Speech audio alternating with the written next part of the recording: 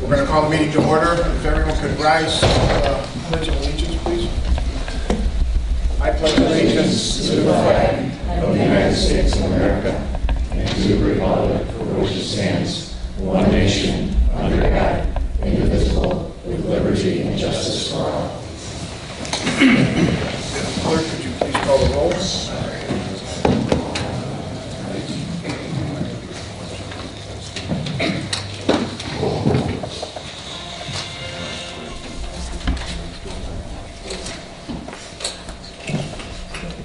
Trustee Costa? Present. Trustee Caprio? Present. Trustee Suisse? Present. Trustee Varian? Present. Trustee Nagsby-Chorkey? Present. Mayor Yukich? Present. Okay. Are there any amendments to the agenda? Okay. I need a motion to approve the minutes of the February 18th, 2016 special village board meeting. I move to approve the minutes from February 18th. Okay, so Trustee Suisse. I'll second. And, no, it's Trustee Caprio. I didn't hear you. That's all right. Okay. Pardon? Yeah. Madam Clerk, please call the roll. Trustee Costa? Aye. Trustee Caprio? Aye. Trustee Suisse? Aye. Trustee Varian? Aye. Trustee Nagsby-Chorkey? Abstain. Motion carries. You're abstaining because you wanted to. Okay, next is going to be reports and communications from the mayor and other officers. I will start. As you know, at the February 18th special village board meeting, the construction contract was awarded to True Contracting for the renovation work at the new village hall. Demolition work is underway and some framing work has begun. As construction progresses, we will continue to provide updates. American Legion Auxiliary Shredding Event on Saturday, April 30th from 9 a.m. to 11 a.m. Join the American Legion Auxiliary John Olson, Unit 18 at 15052 Archer Avenue in Lockport for a document shredding event in the post parking lot. Bring your old personal documents to get rid of them permanently. The following documents will be accepted: medical records, financial statements, credit apps, bank statements, documents with social security numbers or driver's license numbers, bank checks, tax records, and legal documents over 8 years old. Additional information is posted on the village's website. Then we have a Certificate of Achievement for Excellence in Financial Reporting. I am pleased to announce that the Certificate of Achievement for Excellence in Financial Reporting has been awarded to the Village of Homer Glen by the Government Finance Officers Association of the United States and Canada, GFOA, for its comprehensive annual financial report for the fiscal year ending April 30th, 2015. The Certificate of Achievement is the highest form of recognition in governmental accounting and finance reporting, and its attainment represents a significant accomplishment by the government and its management. This marks the village's 14th straight CFAR award. Thank you to Finance Director John Sawyers and Accounts Payable Clerk Gina Sprano for the efforts in achieving this award once again. This award is an exceptionally important sign of the Village of Homer Glen's ongoing commitment to financial integrity. So, John's not here, but he's always done a very good job, and we see he's continuing with it. So with that, we'll start with Trustee Varian. Nothing to report this evening, Mayor. Okay. Trustee Nagsby. Thank you, Mayor. The Parks Committee held their February meeting on Monday, February 29th at 6:30. Just a reminder that all residents are invited to attend the Parks meeting, which are held the fourth Monday of every month at 6:30 here in the Village Boardroom. I also have a few meeting packets here in the back of the room if anybody would like a copy. Several residents have expressed concern over the vandalized boardwalk at Erin Hills Park. At the February Parks meeting, a resident brought several pictures, which are attached in your packet, of the vandalized boardwalk. I've also received an email with more pictures of the boardwalk. The village is aware of the vandalism and is researching possible replacements to the boardwalk that would be durable. Reminder, if you see vandalism or suspicious activity in our parks, please contact the Will County Sheriff immediately. Erin Hills Park will be receiving new signage in the coming weeks. A sign will be placed at each entrance to the playground shelter area of Erin Hills Park, stating the park hours and several key park rules. The Parks Committee drafted the signs which are attached at the January Parks meeting. The signs will be similar to the sign in the Stonebridge Park. Representatives from the Homer Glen Foundation were present at the February Parks meeting to discuss several initiatives and potential partnerships with the village's Park and Rec Committee. The committee has long discussed the possibility of creating a formal donation program for the Parks and Recs project. I have received inquiries as to how local businesses and residents can contribute to such causes. After researching other communities, it was determined that many municipalities and park districts receive project funding through Parks Foundations. Given the presence of Homer Glen Foundation as a nonprofit in the community, the Parks Committee is encouraging a partnership with the foundation to accept donations for Park and Recs initiatives. Representatives from the foundation are in agreement to move forward with the partnership, and the Parks Committee will discuss the initiative at future meetings. The Homer Glen Foundation also proposed 2 projects that the organization is interested in pursuing with the village-owned property. The first project is signage for the Village's Heroes Trail System. The signage would include mile markers as well as signs that would break the trail network into different segments, which each segment named after a branch of the military. I will be meeting with the village staff and representatives from the Homer Glen Foundation in the near future regarding this project. The second project that the foundation proposed to Parks Committee is a Veterans Memorial. The foundation has long wanted to fund a Veterans Memorial in the Homer Glen, but have yet to find a suitable location. The foundation would like to seek the memorial incorporated into the design of the Village Hall Park as we move forward with the park planning process. I will invite Homer Glen Foundation representatives to stakeholder planning meetings. The Parks Committee was in agreement to continue discussions about the proposed projects. As many of you know, the Parks Committee sponsored a contest with Homer Junior High and Oak Prairie Junior High to accept name suggestions for the Village Hall Park. Students submitted a name suggestion for the park along with a brief explanation of the names. 3 winners were chosen from each school and will be invited to the March 23rd Village Board meeting to claim the prize and take a photo with the mayor. The committee also asked all residents to submit a name suggestion through a form on the website at our Village Hall. Thank you to the residents that made a suggestion. The Parks Committee will take all suggestions, including those from the school, resident suggestions, and the committee's own suggestions into consideration. The committee will then recommend their top 3 names to the Village Board to be voted on, among with other suggestions, at the April 13th Village Board meeting. Again, thank you to everyone who had helped make this naming process an exciting project for our community. Finally, the Parks Committee is discussing the possibility of incorporating disc golf into the Village Hall Park. The Parks Committee is looking into disc golf equipment and will be using on-site visits to the near future. Thank you to Trustee Rogers, who provided cost estimates for the equipment. Again, all residents are invited to attend Parks meetings held on the 4th Monday of every month at 6:30. Please check the website as meeting dates are subject to change. That concludes my report. Trustee Costa. No report this evening. Trustee Suisse. Thank you, Mayor. The Village of Homer Glen was named a 2015 Tree City USA by the Arbor Day Foundation in honor of its commitment to effective urban forest management. Weather permitting, the prescribed burn for the Erin Hills Park may take place in the next 2 weeks. Residents should have been notified or will be receiving their notification very soon. And as a reminder, Earth Day Arbor Day will take place on May 21 at the Konos Farm. We are still in the process of accepting unique vendors and demonstrators for this event. That concludes my report.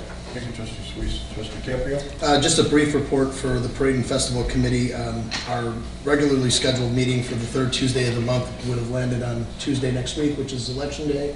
So we're in process of changing that meeting to the 22nd of the month. And then just a reminder that the Homer Festival is scheduled for June 23rd through Sunday, June 26th. All plans are going well and in order, and we look to have a great festival again this year. So that'll conclude my report. Thank you, Trustee Caprio. Village Clerk. No report. Village attorney, Nothing, Your Honor. public safety officials, village manager. No report. That's all set. Next is public comment. Okay, no public comment? That was easy. Okay, legislation and action items. 1, special use permits for CBR Fitness Company, DBA Anytime Fitness. Is there a motion to approve ordinance number 16-005, an ordinance granting approval of 1, a special use permit for a health club in the C2 local business district, and 2, a special use permit for hours of operation beyond the normal 6 a.m. to 11 p.m. business hours for a 24-hour health club for certain real property located at 12513, 12517, and 12521 West 159th Street, Homer Glen, Illinois, 60491. CBR Fitness Company doing business as Anytime Fitness, case number HG-1601-S. Do I have a motion? I so moved. Trustee Trikey. Do I have a second? Second. Second would be trustee Varian. Any discussion? Yes, Mayor, I have some questions. Is the petitioner here? I am. Oh, okay, hi. Could you do me a favor, just step up at the Sure. stage?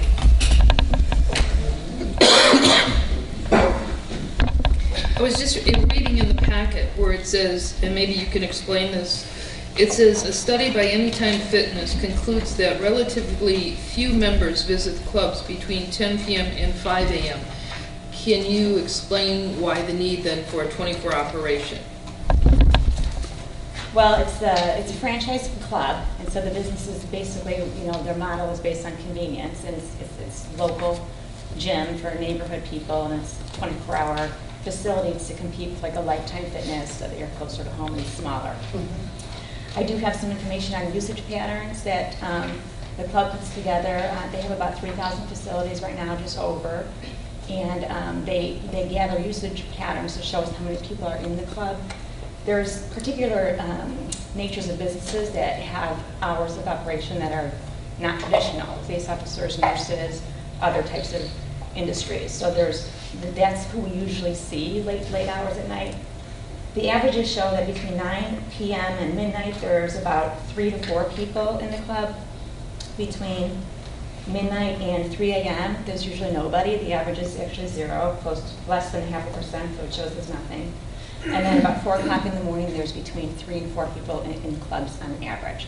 And that's where we usually see people wanting to come into a gym. Some gyms that open at 5 or 6 in the morning, there's people waiting in the parking lot before they open, and it's those people that have shifts that don't allow them to work out before work.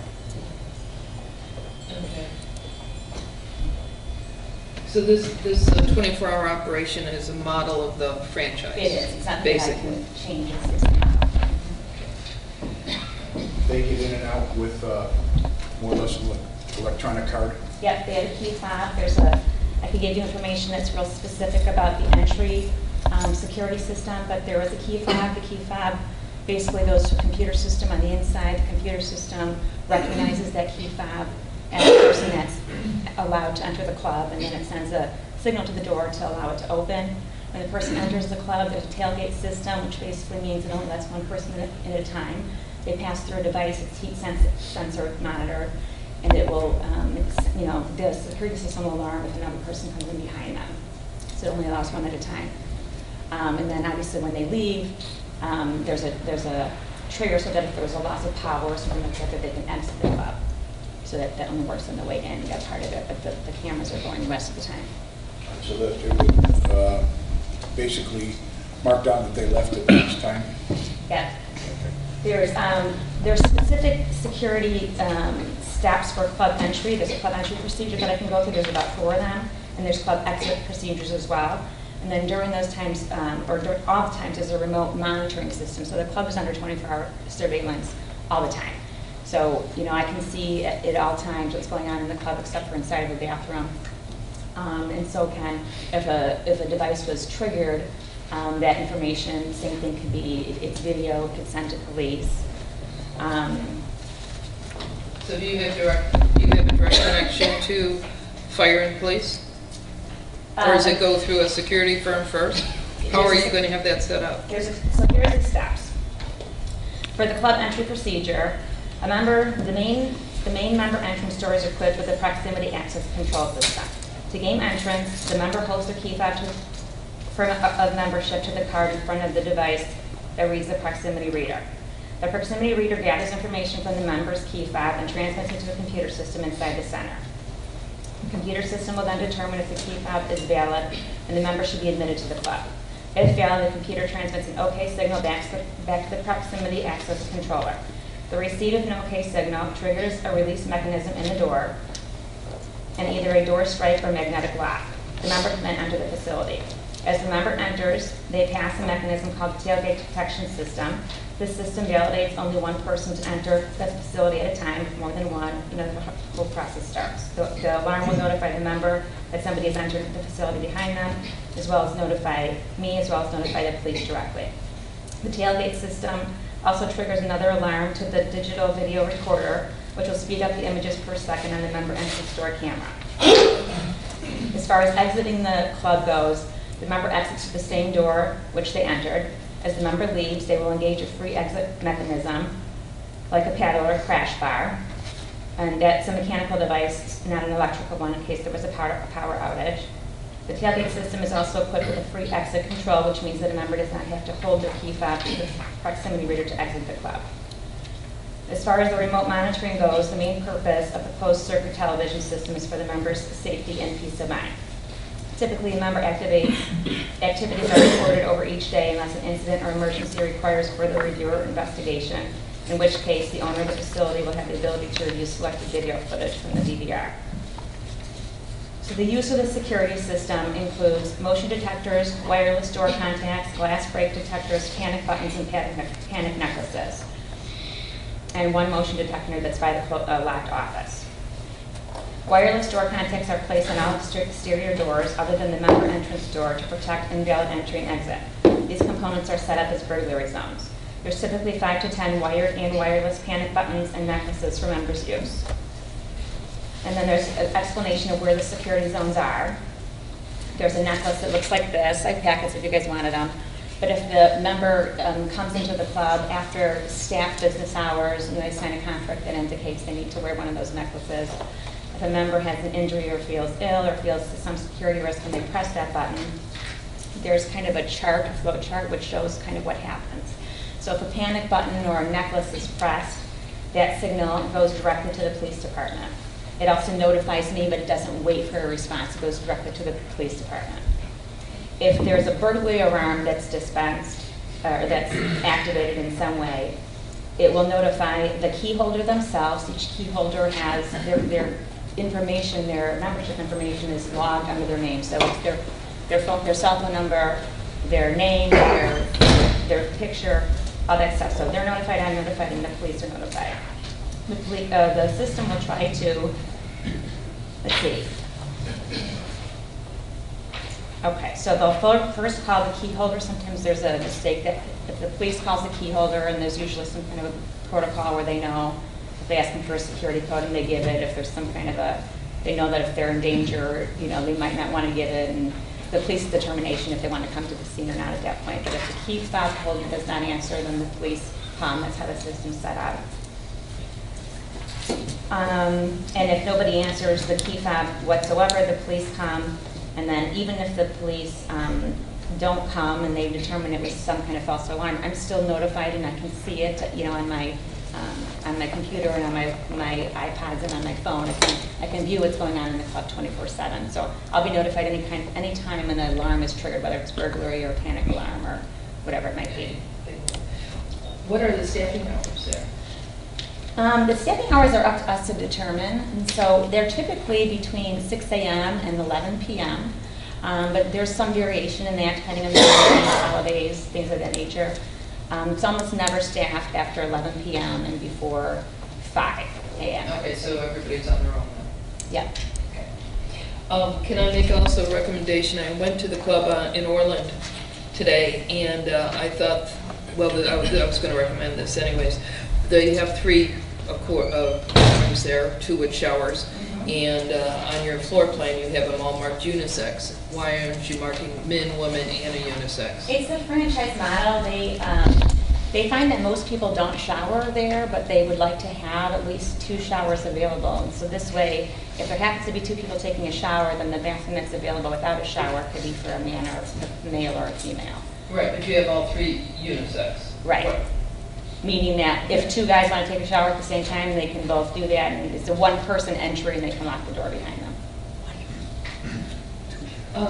Dr. Schwartz, can I ask you, in the Plan Commission minutes, there was a mention, you mentioned something about the lighting on 159th Street.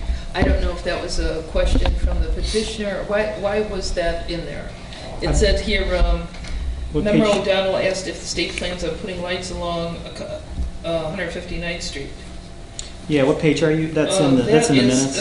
On the February 26th minutes, page 6 in the middle, where it says Member O'Donnell, and it says Mr. Schwartz states that lights will only be placed at major intersections. Yeah, that question came up from one of the plan commissioners, and my understanding, and our village engineers here that can clarify, but my understanding of the 159th Street project is that the lights are only going to be put at the major intersections. So No, they wanted to know if there would be maybe, I think they were getting at if there weren't lights, if the lights were turned off, or if there was a limitation condition placed on when the lights should be turned off. Since this is a 24-hour proposal, our lighting ordinance would allow lights in the parking lot to be on 24 hours. The question kind of came up in the sense that if these parking lights were made to be turned off or programmed to be off at a certain hour, would there be any light on the property based on what's happening along the street? There will be, because they have approach lighting with the 4 and 3, so there'll be plenty of lights out front. Right, I mean, they're near south, my understanding is Bell and 159th is going to have lights. And South Bell with the 4 and 3 too, so it'll be like continuous lighting. No, All right, obviously, I was just curious. Obviously, there's bonfire, and then there's the arc glass. So it's not, this business is not immediately at that corner. It's down a bit from, I know, but from the those intersection. 3 lights are going to go past South Bell, so they'll probably be right in front. So there may be some bleed over light from the public roadway. Okay. I think that was, for right now, I think that was my main concerns. I have one question, actually, a couple of my questions were asked, but when I first started reading the packet, I had some concerns about 24-hour service, but then reading the sophistication of the system puts my mind at ease. But one question that I do have is, if I'm a member of the club and I swipe my card, can I pass it to somebody behind me, coming right behind me, and they do that to 10, 15, 20 people? You can't, because you have to swipe your card, and then the door opens to one person, and the door has to close again before it can be swiped again. And then that same, it would have to be another person's card because that person didn't leave yet. It knows when you leave and when you come in. Okay, so even if you leave and you hit the panic bar, it's still going to recognize that you Yeah, the left tailgate facility. system is the only thing that doesn't work on the way out. So if you open the door on the way out, somebody could follow you without closing and opening the door again on the way out. But if somebody comes in, there's a motion detector that's passing that. So if somebody was leaving the club and while the door was open, somebody else came through, it would trigger it. Because there's a heat detector, a motion detector that comes from that direction. Right, but if I go in, if I swipe open the door, pass it to somebody behind me, they let the door close, that person can swipe again with my card, get in there, and they can just keep doing that all night. They can't because your card is already, they already think you're inside the club. Your card is registered that you're inside That the was my club. question. All right, that's all. Just one other quick question. Go ahead. On the tanning, Yeah. is that, because that's going to be, nobody's going to be there, is there a certain limit as far as minutes that's going to be in? Yeah, the key fobs, there's going to be 2 tanning beds. Again, that's the first. I'm not a huge fan of tanning beds. It's a franchise thing again. But there's going to be 2 tanning rooms. One's going to be sunless tanning, spray tanning, and there'll just be 1 stand-up tanning bed. And that's only activated through a key fob, and that key fob will only register once every 24-hour period up to whatever the legal amount of minutes are. Now, I haven't purchased the bed yet. It depends on bed strength. Okay. Just a quick question. Any idea roughly how many Anytime Fitness currently exist in the United States? There's about 2,800 in the United States. There's 5 countries that have gyms right now. Excuse me, 5 continents, 2 million members, 3,000 locations.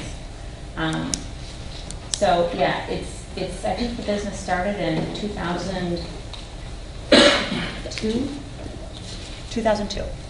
So, yeah, it's it's grown quite a bit, and it's a big competitor against big box gyms like Life and Fitness, and it's just smaller, closer to home, less expensive, but still high-end facility and secure, but it doesn't have the, the revenue of a large pool and a large basketball court and all that kind of thing. I'm actually a member at Lifetime now, and I've been there a few times late at night, and there's almost nobody there with that kind of square footage. I don't expect to have a lot of activity late night, but, it is available for that, so. The reason I asked that is, in going through this, I think like everybody, when you first hear of a business that's going to be 24 hours and then a health club, and potentially in the middle of the night not staffed, I think there's some natural hesitation. And so through that, I spent a lot of time researching not only any time, but 24-hour and various, and it became clear to me that although this is somewhat new to us, it's not a new idea. And I became more comfortable with it, having gone through the research. So the 24-hour standpoint and the non-staff in the middle of the night, I became more comfortable with it. The other issue that I think was brought up as I read through the minutes from the Planning Commission has to do with the lighting of the outside. I would have two comments on that, I guess. One, in doing some of my research, the two, and I'm sure there's more than this or whatever, but the two instances that I was able to find in which there was police activity involved within any time or a 24-hour, any sort of 24-hour fitness, the two that I found involved instances in the parking lot of the facility, and both of them were unrelated to the facility. So there were two crimes committed in a parking lot where these fitness clubs happened to reside, unrelated to the fitness club. So that, I think, for me, answers the question of if we talk about limiting the lighting of the parking lot, that presents an issue for me. But the other point I would make is, and this one's sort of personal, is when, in reading through the notes, we talked about Circle K, 24-hour, Meijer, 24-hour. Center Cross is also 24-hour, the emergency center. And that, I'm 200 yards from that facility. I was here years ago when we were talking about that facility coming in, and I was here with neighbors which butt up to the back of that property. Bedroom windows face that parking lot, and many of these same concerns were shared. And I think to a person, if you talk to those neighbors today, their hesitations and concerns were addressed and alleviated, and those lights are on 24 hours a day. They're just, they're done right, Yeah, they don't for flare lack of a back. better They term. just go straight down. I also looked at the landscape plan of this, right, and there's heavy landscaping on this that should assist with the lighting of concerns of residents. And so for me, I think those are the things in my thought process in coming to why I think this is a business that would benefit the residents of this town. I would just, if we keep an eye on a couple of those things, just So an explanation. the one thing that we decided to do was to put some signs up. The building has parking right in front of the facility and then some parking on both sides, no parking in the back. So we were going to put signs up in front of the building that instruct members to only park in the front of the building between this hour and that hour, so that no lights would even be going around the building.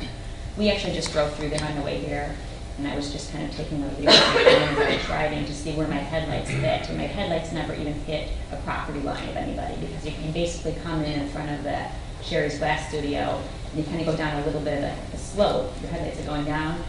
You kind of turn in, there's dumpsters there, and then you're pulling in right into the front of the building. The building is literally protecting the cars from the houses behind it. So I think it's a legitimate concern, but I think it'll be alleviated when they see how it actually is. Mayor Ryan, and I'm going to say Dr. Glen in the back. Okay, I think this might pertain to you about buffering, because you are going to be putting heavy duty, a lot of evergreens behind there to buffer the back of because there's air conditioner units and everything back there that's almost fairly close to the neighbors' yards. Yeah, the landscape will be started in about probably 2 weeks, weather permitting. Are you going to be using more evergreen for the thickness? Or Yeah, they're what are they? Deciduous plants, and yeah, I'm not sure of the types, whether it's a spruce, evergreen, or arborvitae or whatever, but it was all approved through the formal process. Thank you. All right, I just have a couple. Most of them addressed. When the client comes in, lights go on and off by themselves? When they come in, the lights go on? When The they lights go are on 24 hours. inside too? Mhm. So it never changes at all? Nope. Okay. Do they know that they can't give the card to anybody else? Because the card reader doesn't really know who the person is that's putting it in front of it.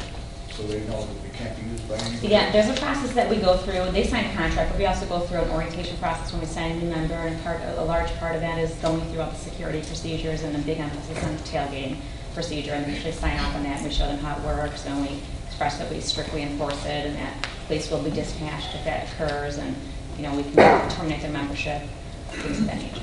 All right, and then the same thing, if one of the cards is lost, they know they have to notify somebody like right now. Yeah. Yeah, one of the cards is lost, they won't be able to use the facility without it, so they'll have to request a new one, but they would have to, it's their obligation in the contract to notify somebody, as soon as they're aware that it's lost. All right, you have the capacity to turn that card off? Okay, that's all I have. So with all the questions being asked, I just wanted to add one quick thing, not that it's just, I heard you talking about the veterans, but Anytime Fitness does have a charitable contributions program that franchisees are allowed to participate or not in when they sign a franchise agreement. And I did participate in that program, and it basically just means that there's a monthly contribution that's going to go into, it's called Heart First. It's $600 a month, and it goes towards veteran-related funds. So it's mostly wounded warriors, but there's also a program called TIDA for the troops. They do golf outings and things of the nature, and it all goes to families of and veterans. Just for your information. okay. Madam Clerk, would you call the roll? Trustee Costa? Aye. Trustee Caprio? Aye. Trustee Sweet? Aye. Trustee Barron? Aye. Forgot one. Sorry. Trustee Hetzke, Troy. Motion carried. We'll get the staff will get something set up for you right away, so you can get them. You're quite welcome. With that being said,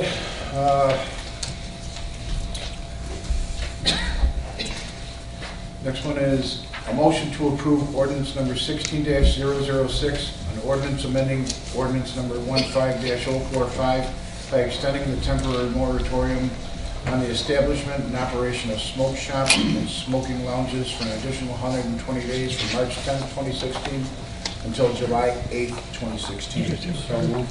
Trustee Costa? I'll second. Trustee Caprio? Is there any discussion? Madam Clerk, could you please call the roll?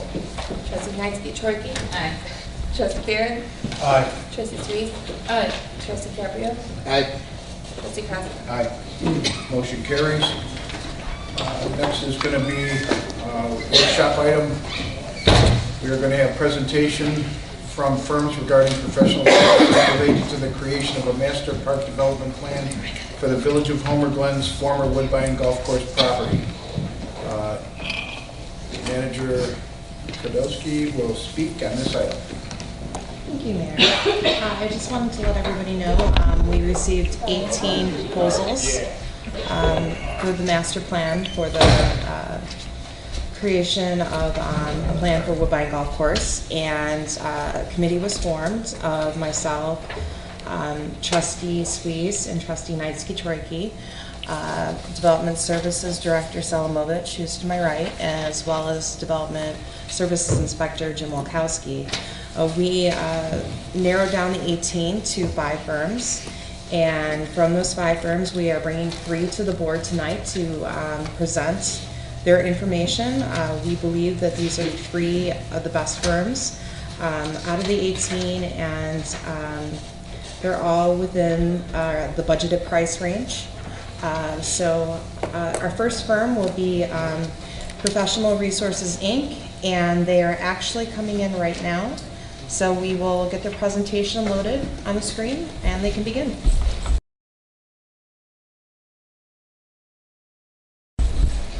Thank you, Manager Kokodinsky.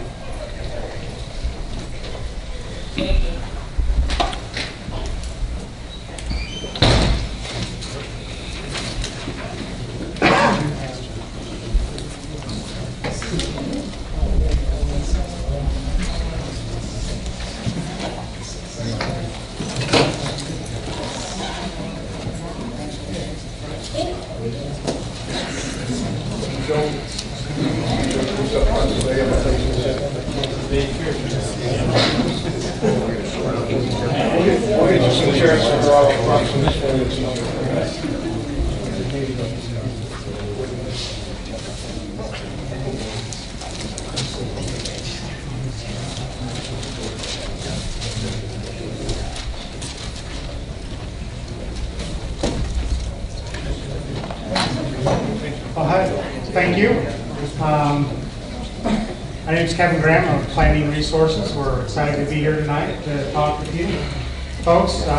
Daryl's handing out a little handout, kind of our leave behind, but we're giving it to you early. Kind of explain who we are, what we do, and who's before you tonight. What I want to do is just kind of very quickly introduce our team, what our roles are on this project, and then we can kind of get into quickly talking about your project.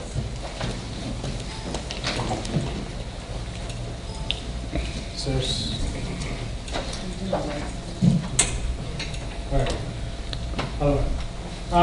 so we've spent some time looking at the property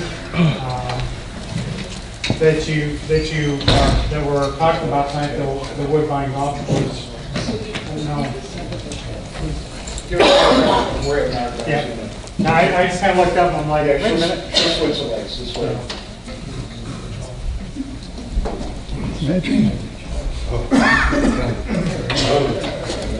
There. Is there two there? Is there two switches? This makes it, Is that good for everyone out in the audience? So as I was saying, I'm Kevin Graham from Planning Resources. Our role is team lead for our team project, Planning Resources. We're a firm that's been in business for almost 35 years. We've done some work with you here in the past, and hopefully have the opportunity to continue working with you. We're landscape architects, planners, and ecologists, and we'll tell you a little bit about our individual selves here in a minute. Joining us on this proposed team would be Tria Architecture, who I think you're working with them on your Village Hall project. They'd be assisting us with making that connection and looking at other components on the site. And then our engineer is David Mason Associates, and you'll hear from them in a minute too. They're our civil engineer, looking at stormwater, infrastructure type aspects with the project development.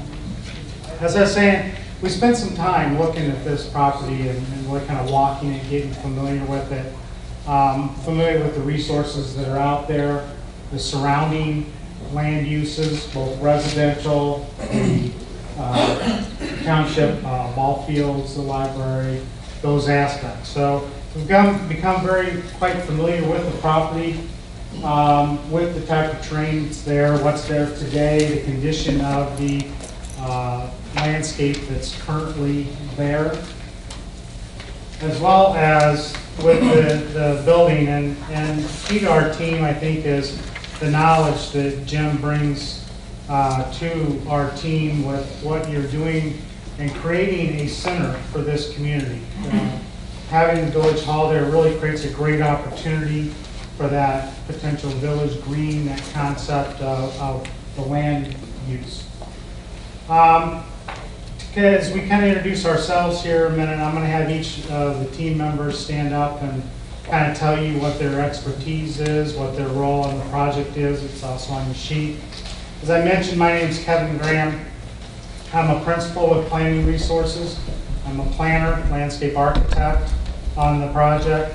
I will serve as the director, project director for our team, ensuring that you get your deliveries, that communication is all happening. Another big part of my role is the public involvement and really kind of directing that public engagement. Assisting me with that is one team member who's not here tonight, but will play a key role in that, and that's Pete Pointer. Pete started Planning Resources many years ago. As we say, he's failing at retirement in our benefit, to our benefit. Pete and I do a lot of public involvement together and have a good approach to finding consensus. My other role on this is that sustainability. That's really what my focus is in design, is in sustainable aspects. With that, I'm going to have the rest of our team kind of introduce themselves quickly. Good evening. My name is Daryl Garrison. I am a principal partner with Planning Resources. Also serve as Director of Landscape Architecture with Planning Resources. My role on the project will be to, yes, assist Kevin in directing the project, but I like to say I'm involved with the fun stuff. I get to deal with more of the site planning and more of the creative play area, which is more of the recreation aspect, recreation component portion of the project. That's going to be where my major focus is. My major area of expertise is landscape architecture, of course, but site planning and park and recreation planning and development. My name is Scott Kuykendall. I'm a senior ecologist at Planning Resources, and I will be focused on the natural resources element of the project, and I'll respectfully disagree with Daryl, and because I think I get to do the fun stuff. This is a really great opportunity. I've long felt a kinship with Homer Glen. I chaired the Woodstock Environmental Commission for over 6 years, and we looked very closely at Homer Glen when we were preparing the conservation design ordinance for our city. And we also looked very closely when we were developing the conservation design ordinance for McHenry County. I think this, once again, is a great opportunity and look forward to presenting ideas. Thank you. Well, I'm going to respectfully disagree with both of them because I think I get the fun part, and that's to deal with the 100 acres of virtually, not very often do we get a chance to work with 100 acres of virtually a clean slate. I'm a landscape architect. I've got over 40 years of practice in the park and recreation planning business. I've also have a level of experience, exposure. I was superintendent of parks and planning for a park agency for 5 years, in which I designed, I built, and then had to maintain what I designed and built. So there's a level of experience and expertise, and we get to learn from our mistakes so that we can get better. And that's one of my principal activities here, will be deal with the operational parts of the design. Working with Daryl in the excitement.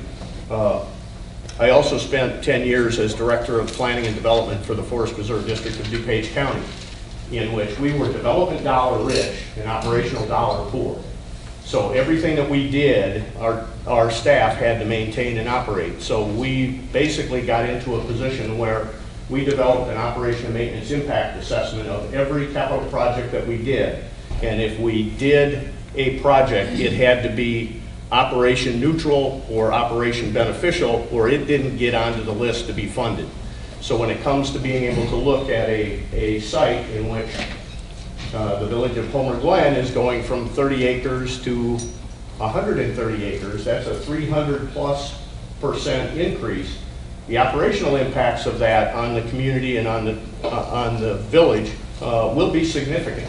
And so being able to understand that part of it will be one of the things that I'll deal with. My name is Tom Kraken. I'm a Vice President with David Mason Associates. We're a civil engineering firm located in Chicago. I've got about 20 years of experience in this market in the Chicagoland area. I've done rural residential development, worked on golf courses, understand stormwater from a large-scale perspective, modeling, and so I'm here to assist these guys and hoping to take this 100 acres and turn it into a not only a recreational amenity but also a stormwater amenity for the community. The last guy that you might not want to hear from. You might know. Good evening. Jim Petrakos, for those of you who haven't met me, obviously, Planning Resources has asked me to help them out on this project for anything architecturally related, amphitheaters, if there's anything like that, any built structures and so forth. But also since we've already kind of started a project out there at Woodbine, you know, with the existing building. This role I get to take the backseat on, get to be in contact, but I do get to help them with what we kind of all talked about already about how we can start this village hall, what's important in the village hall moving forward, and how that can tie into the site. And then also being a local liaison. Obviously, I'm right next door in Lockport's, understand the needs and concerns of the region and the area and everything, and I've always been here with Homer Glen, so I understand everything that you guys are looking for. So helping the team out and making sure this project is another success. Thank you. Thanks. And what we want to kind of talk about is a little bit to kind of give you a level of insight as to who Planning Resources, who our team is to a little bit about our design philosophy. And really our approach to planning. And its focus on the resources. And the land, the facilities that are there, and budgets. And we think that's very important as we start off to look at it. We need to understand your resources, the resources, and the resources that we're trying to work with. Being responsible to the community and the community's values is very important. We've had the fortunate opportunity to work with you folks in the past on some environmental projects and the Dragonfly grant and a few others.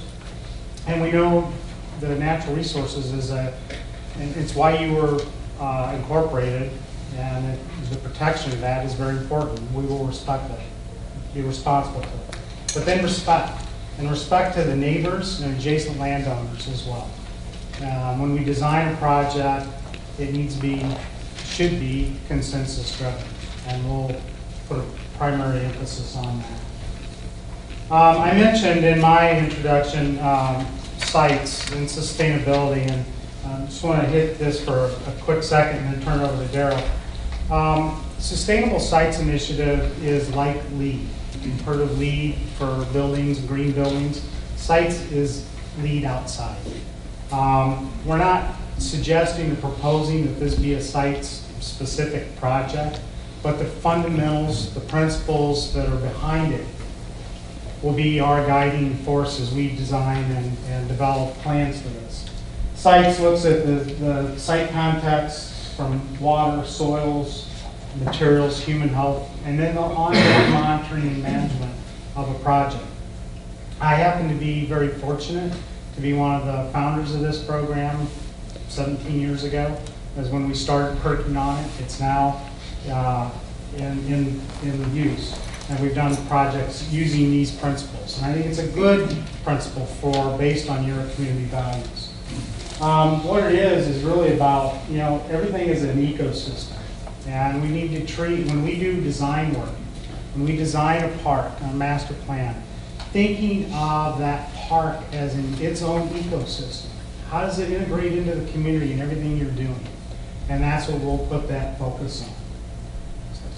As I mentioned, one of my big components that I'll be working on is the public involvement, public input. And I'm starting kind of with this slide. We usually integrate it later in the presentation, but I think it's really important. Public input, working with the different associations, and really our approach to public involvement for this project for you would be a series of different means of doing that. The associations and special interest groups would probably be focus groups, and that's what we've envisioned for this. With the officials, with you folks, the staff, actually doing some workshops, some sitting down workshops on the project. And then with the residents, combination of open house type workshops, and something I'm going to talk about here in a minute is My Sidewalk. My Sidewalk is an online public engagement tool that we use. We're one of a couple in the region that have a license to use this.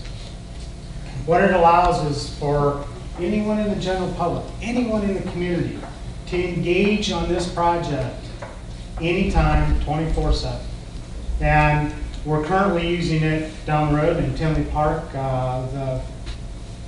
That version of it went live Friday on a project we're doing there. We've used it in a number of other projects.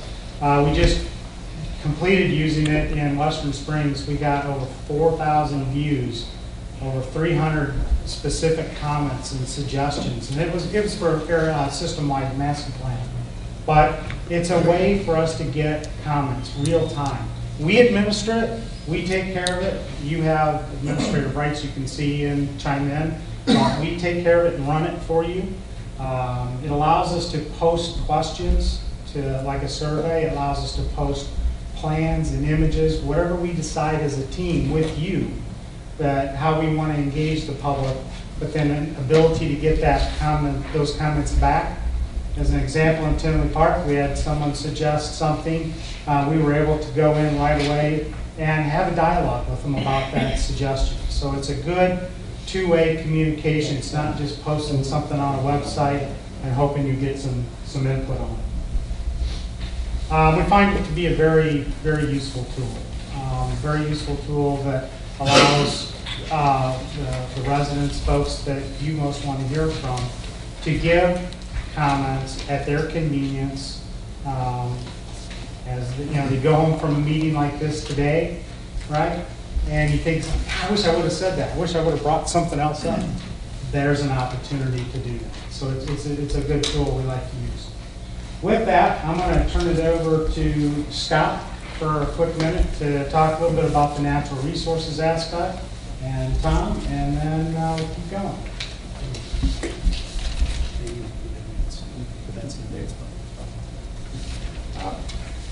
As I said, I'll be focusing on the natural resource component.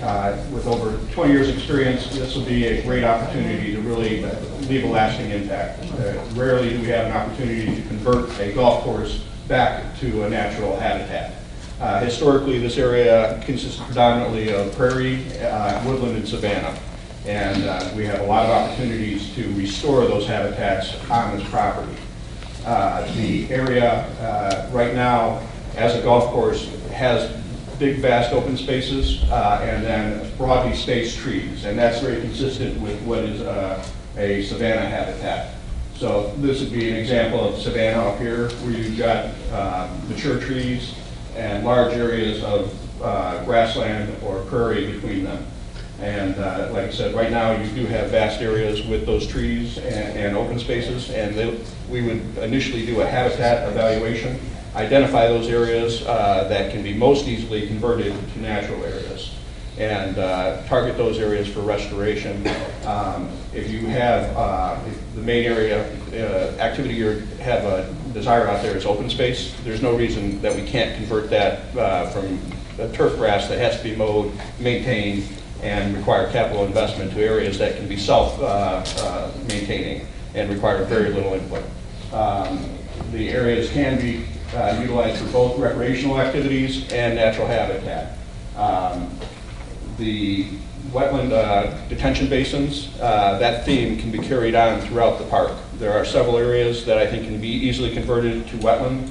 As part of our habitat evaluation, we would look for those areas, and that instead of having just a monotypic expanse of open land, you would have quite a bit of diversity of habitats within that park that provide opportunities as destination points within the park, and also provide different wildlife habitats. One of the things that we focus on right now are monarchs. Monarchs are doing very poorly. So this is an opportunity to really restore habitat for a variety of wildlife that can be enjoyed by residents for generations to come. The wetland detention basins, you'll have a basin bottom, a shoreline, side slope with wet mesic vegetation, and then upland prairie. And once again, those themes can be carried on at various points throughout the park. And then wide expanses of prairie, and then clusters of oak savanna. Right now, I don't think the trees out there are native species, but I think what we could do is utilize what's out there now, and so you have immediate feedback, but we can plant native species so that 100 years from now, looking long-term, it is something special, and once again, for generations to come. So we'll be focusing very heavily on natural resources as part of this, which is also in keeping very much with the values of the community. So with that, we'll turn it over to Tom.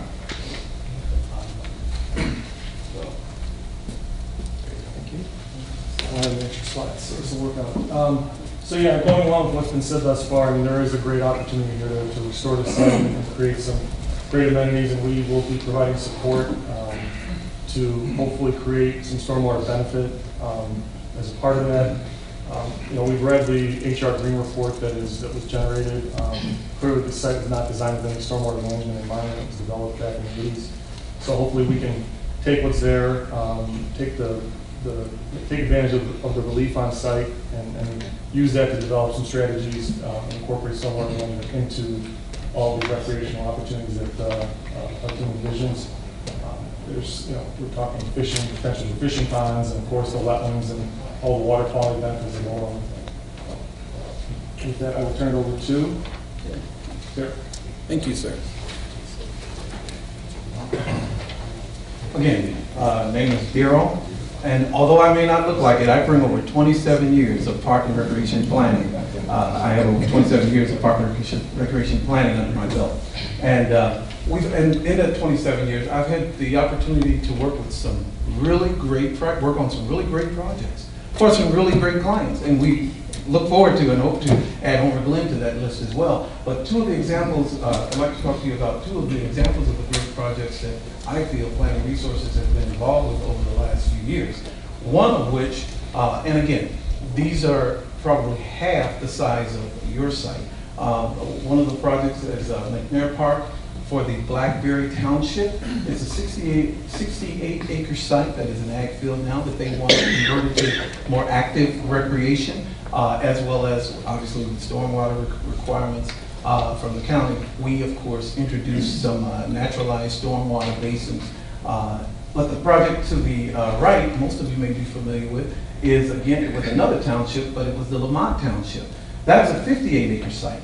And as you can see, it's totally opposite, contradictory to the first plan. It's the goal of that plan was to promote more of the historic landscapes, reconnection to the historic landscapes of northeastern Illinois. So we focused on wetland creation, prairie enhancement, savanna development, as well as woodland enhancement. There's existing woodlands there. And it's not far from you, so some of you, most of you may be familiar with that site.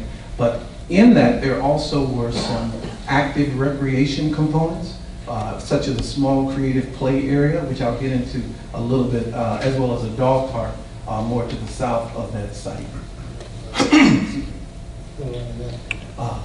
Another project that we've been involved with, we're very proud of as well, is Lyle, the Prairie Walk Pond. That's for the village of Lyle. And that essentially was it had a major function. Their downtown flooded quite often. So it actually is a stormwater management project.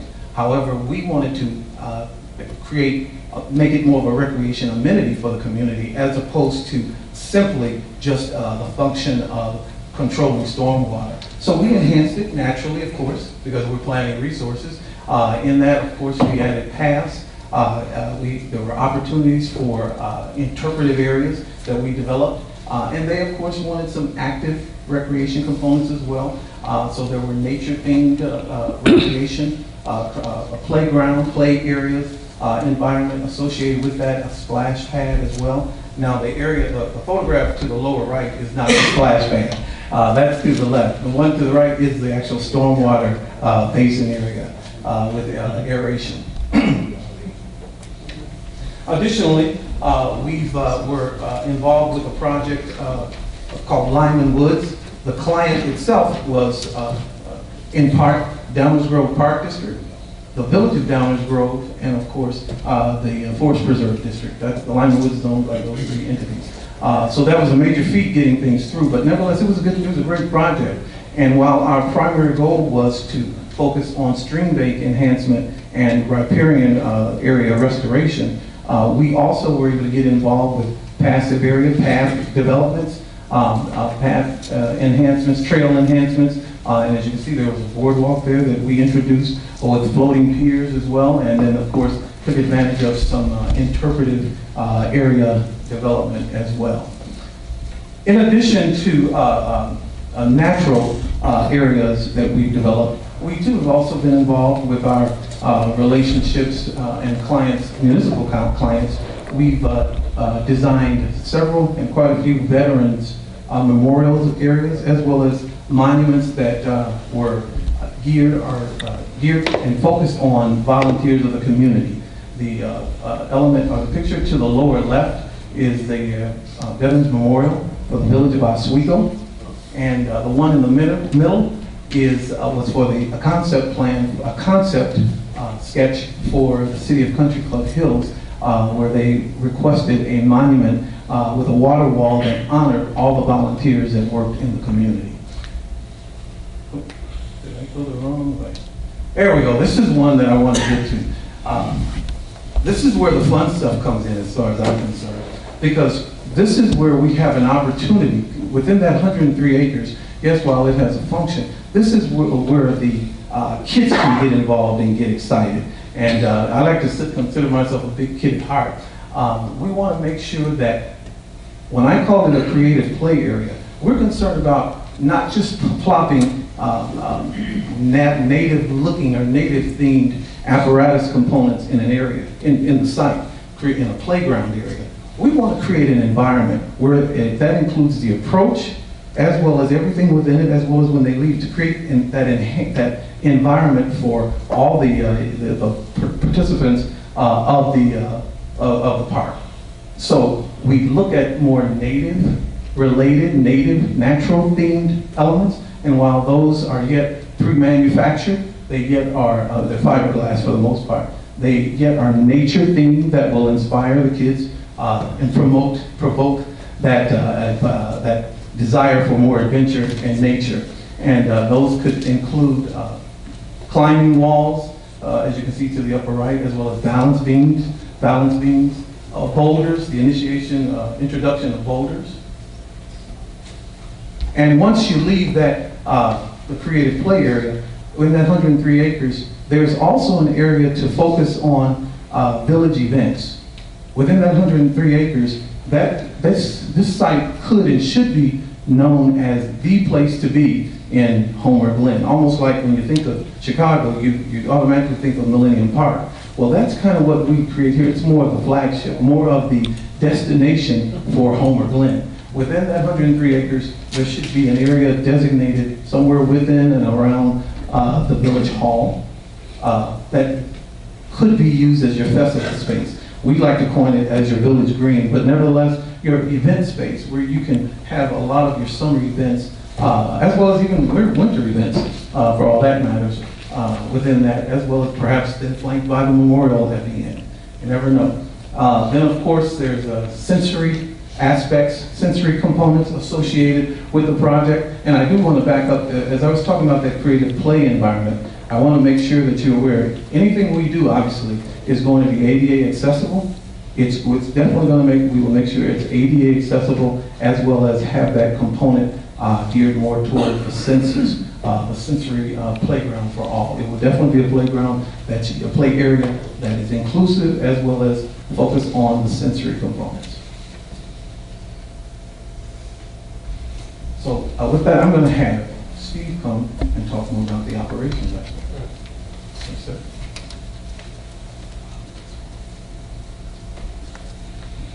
Thank you, Darrell. I realized after I sat down, I forgot to say, I'm Steve Halbert. I'm a landscape architect. I'm licensed in Illinois, Wisconsin. One of the areas when we talk about Homer Glen adding 103 acres to bringing us up to 133 acres, that's a very significant increase. I was involved with the Forest Preserve District of DuPage County when they bought the Elmhurst Country Club.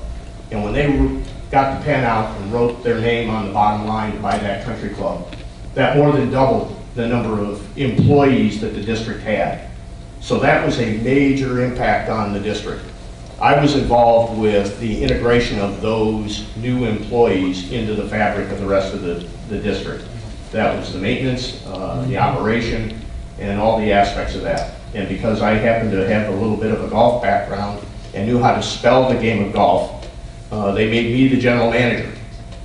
So I was involved with budgeting, personnel, planning, determining how many man hours we were going to need, working with the golf course superintendent, doing the food and beverage operation, and my background, I'm a landscape architect. So that motivated me. After about 4.5 years, I came out of Illinois Benedictine with a master's in business with a concentration in finance. So I understand the aspect of what it takes from a standpoint of operating and managing those kinds of facilities. I've also been general manager of a golf course for about 7 years, somewhere in my years. I am a few years older than Daryl. Just a few. Yeah.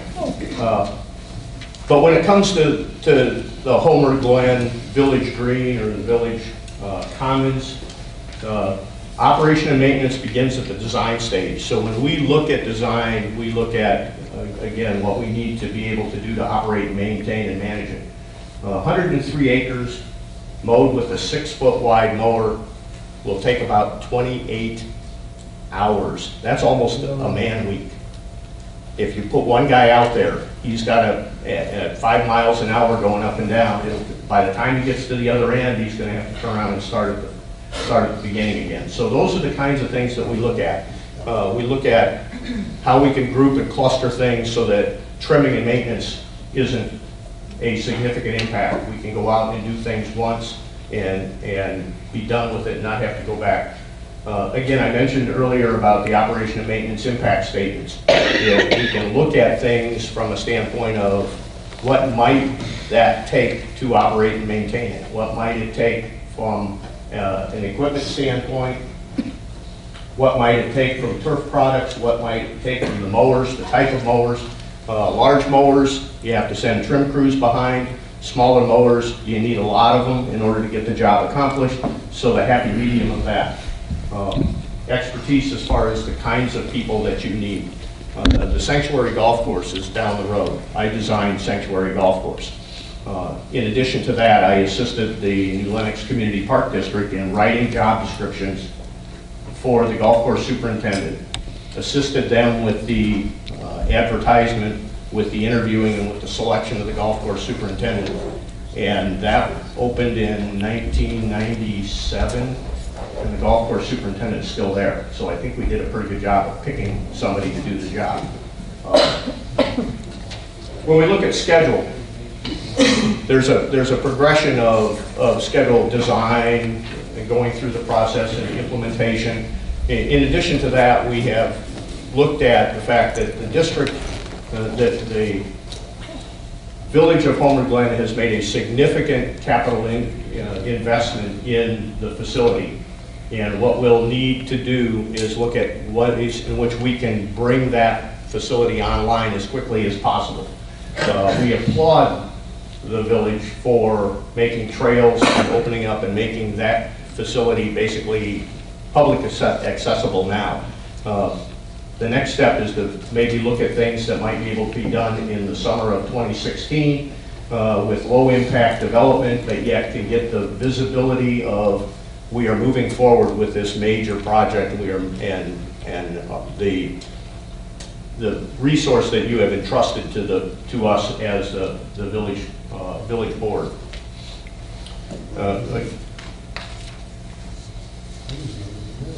We're looking at short-term. We talked briefly about the short-term, low operational and maintenance impact kinds of things that might have high visibility. And again, getting the ball rolling, developing additional momentum, as well as looking at the long-term phase over time. That may be things such as additional stormwater management and how we'll manage the district, the village's water resources, and the property. Passive and active recreation, Darryl talked a little bit about that, and then resource restoration. Scott identified we may have some areas that we can move into very quickly and get big bang for the little buck in resource management as well as long-term restoration. And with that, I think we talked a little bit about how do we communicate with the village and the village staff. We have a program and a process that we use that basically is a communications workbook so that we communicate with you, our emails. We have a bi-weekly, like every Friday afternoon, we'll sit down and send you an email and identify what we've done, what we're doing, what we're planning on doing, so that you know what's going on. You won't be surprised, or you won't say, where are we sitting with this particular project? We will keep you engaged throughout the process. And that's done in a fairly formal process, but it also gives everybody a scorecard to know where we're at and what we need to do and where we're going next. And with that, I turn it back to Kevin. I just want to kind of close out and open up to questions and that from you all, so that's kind of why we're here. But I just kind of want to close it out with what you get with a planning resources plan. You're going to get a plan that respects and integrates the natural resources. You're going to get a plan that can be built. You want to build it, right? So you want a plan that we have an implementation way to do it. Steve mentioned a plan that you have can show immediate results as well as your long-term goals. And then a plan that has been built based on knowing how you, the community, is going to take care of this for perpetuity. How you're going to work with this project. What impacts does it have on the community? And then a plan that's consensus-based, a plan that's driven by the input of the community, the officials. It's your village. It's your village green. It's your village commons. It's your central green space. But it's one that has been built with implementation in mind, that we know how we're going to do it. As we're going through what grants potentially are available, we do a lot of grant writing. And we have a person in our office, she assists us with the My Sidewalks. She's a master's in business marketing. It's kind of important to have that person as we're communicating. But she also does a lot of research on what funding opportunities are out there. And we integrate all the way through. That's information you'll continually get updates from us. With that, that's kind of who we are, what we do, how we would get approached to this. I'd like to open up to some questions from you all. And we'll see what we can answer, or at least make up really good answers for you. Mayor, if I can begin. Sure. So I'd like to let everybody know that myself, Trustee Sweets, Heather, and Mike all had the luxury of meeting with this group in particular. And this was a short presentation compared to what we seen a few days ago. It was much longer and had much more information. I know we said we had to condense it in half an hour, so we do apologize for that. But with that being said, us four had gotten to learn a lot more about you. I did a little bit more investigating once you guys left. Obviously, we liked you. That's why you guys are back. I just wanted to bring up a few points that you guys did touch on, but some things you didn't, that we didn't mention tonight, but you mentioned at the last meeting. We really like that you did your research on our community. Some of the presentations, they did not do any research on Homer Glen itself. We're happy that you guys are heavy in the public engagement. You guys are looking, into the community, finding out what they want, and looking or planning all these meetings. And I did have a question on your website, though. Is your website that you saw My Sidewalk? Mm-hmm. That's not just a public input, correct? That is also a update service. Yes. Yes. So we have the opportunity to use it really in any way we want.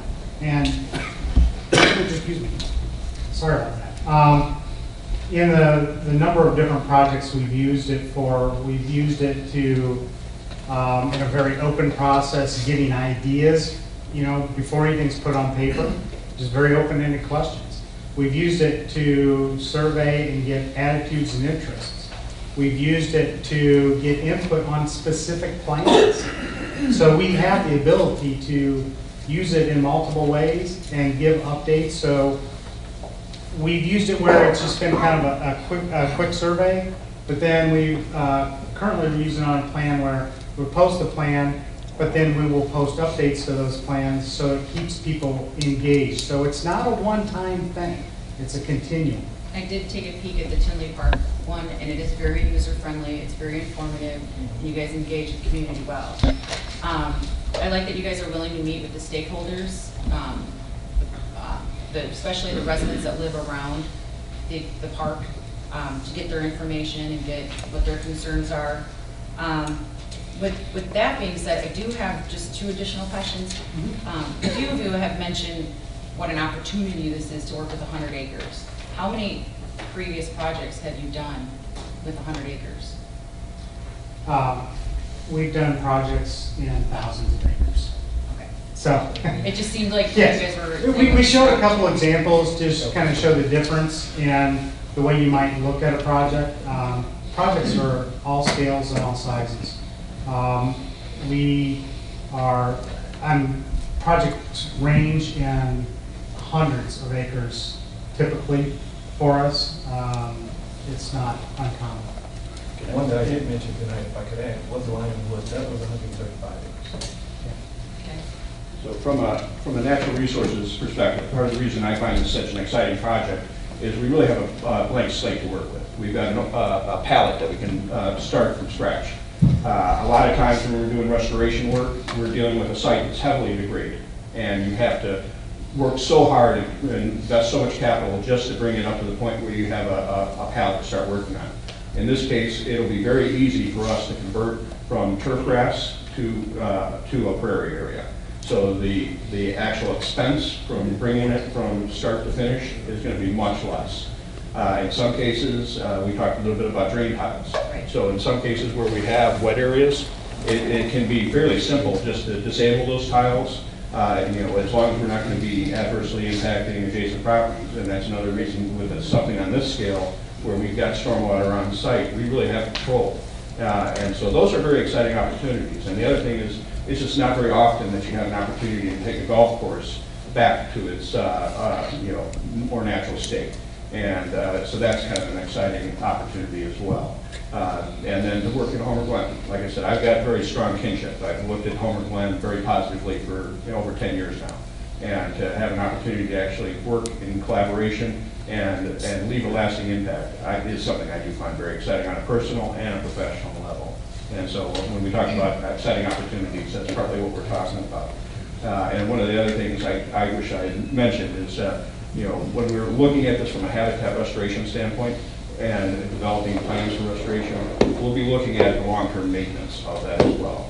One of the things we had talked about was creating a management plan, and what we can do is essentially create an owner's manual so that, from month to month, you know what needs to be done. That can help lower your operational costs and make it much more streamlined. Ultimately, a natural landscape, if installed properly, and once again, since we have the ability to do this with converting it from a healthy condition, to a natural condition, can bring those costs down. But if it's restored properly, a natural habitat can be much less labor intensive than a high maintenance landscape habitat.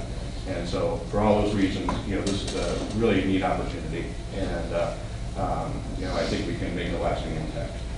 I just have 2 more questions, sorry. Each one of you bring great contribution to this plan, but who would be doing, if anybody, who would be helping Homer Glen with possible grants? So through our office, we have a couple people that focus on that aspect. Jennifer in our office, who also helps a lot with My Sidewalk, keeps a magic book that keeps expanding and back and forth of all different things. And obviously, as you know, through the state right now, there's not a lot of funding. A lot of those grants have been put on hold, but this is a long-term project. Those kind of things will come back. So as we're designing, knowing how it's the designers looking at it, knowing how to design, to put the right things in place for you for that. But then what she does is she goes out and looks and scanning and looking at different opportunities. Once we know kind of the direction we're heading, she's looking at different foundations and a whole variety of things. So we've gotten grants for ADA accessibility grants and boat access grants and museum grants and all kinds of different stormwater facilities grants. But she works on those a lot along with one of our other landscape designers. Now, does that process fall within this proposal that you're giving us? Yes, so it's not going out and actually writing the grants. We're not to that point. We need to get the master plan. But as we're going through the process, that's something that's just built into our general operating in our office is regardless, once you are working with us, she's sending you updates constantly as to, opportunities out there. She'll send it to us as, on the team. So it should be integral to that. One more question, sorry. You guys are going to be moving a lot of earth, moving stuff around. Are you guys going to do any soil testing? From what I understand, from what I've learned, there's a lot of arsenic on golf courses from the fertilizing. Is there anybody that would be doing soil testing to assure that there's no arsenic? We're not, in this process for the master planning, did not propose any environmental studies like that. That's something you do. In this phase, typically, what we recommend is we're doing a master plan, we're doing an evaluation. We have a lot of experience in looking at the site, from engineering, from golf operations, who used to run golf course, knows how they've been maintained and run, from natural resources. We're looking at different things on site. We're going to keep our eyes open. And if we identify things in areas where, you know what, we got an issue we need to look at differently, we're going to bring it up right away. But in this proposal, that's not, or in our proposal, that's not part of it to do any specific environmental studies or environmental testing. Testing we're not doing at this stage. But we can look at that and identify any concerns. I'm done. Right. A couple quick questions. So your original submittal was completion end of October, right? Right. So, according to your presentation tonight, we think we can speed that up. It's now August. Yeah, we think we can speed that up. Really, a plan like this, we can be doing a lot quicker than that. But public involvement is very important. And we want to make sure there's ample time in there to get the right public comments, to get the right engagement with the community, and then with you folks, and meeting schedules and that. So we think August is, late July, August is a realistic time frame that we can commit to. Okay. Scott mentioned looking at this as a blank canvas. That's what it is. Looking at it as a blank canvas, what's the 3 or 4 things, amenities, recreational opportunities that you think would be priorities for this plan? We don't like to predetermine, even though we did say here's some possible things, and we've said that on this project. It's really a public consensus-driven plan, right? Okay. So with that said, some natural things that could take all kinds of different shapes and possibilities on this site is natural area restoration, interpretation, education possibilities. I think, we've all looked at it and said, you've got a village hall here. What a great place to have that community gathering opportunity. Kind of throwing the term village green or village commons, but what a great opportunity that is on this site. And to have that opportunity whether it's Homerfest or something out there that becomes a centered activity park. It can be passive, it can be simple. It doesn't have to be over-programmed, but a good community space for that. I think we do think there is that opportunity for active recreation here as well. Whether it, being the nature-based type play, walking paths and trail, jogging paths, to some potential component of athletic. But that's something that we really need to sit down with you folks and with the public and get those opinions on and look at different options. But we think that there's plenty of room to look at that. And my last question would be, you mentioned the short-term goal, potential improvements 2016, something that we could identify early on in this process, maybe even before the master plan is completed. What would those sorts of things? Well, again, not holding you to anything, sure. just looking in your brain. Sure. I think, instantly, as we've talked about, and, this is kind of, working with Jim, and he can probably chime in a little bit here, but, a golf course has one thing out there, sitting out there that's a great asset, and that's its cart paths. So making connections, I know you've done a little bit of work with that now, but maybe formalizing some of that was just put in stone to more formal if we start identifying areas that I think it's important. Our team thinks it's important to find ways when a community of this size and your values to make this area more usable to the public right away, and finding ways to open it up. So we think that's one opportunity. Steve was looking at just to throw on, so obviously we have the village hall. We've got a great community room, right, that's going to be built right now. We've got community access on that eastern side, and then it has access out the back to the north, to the parks.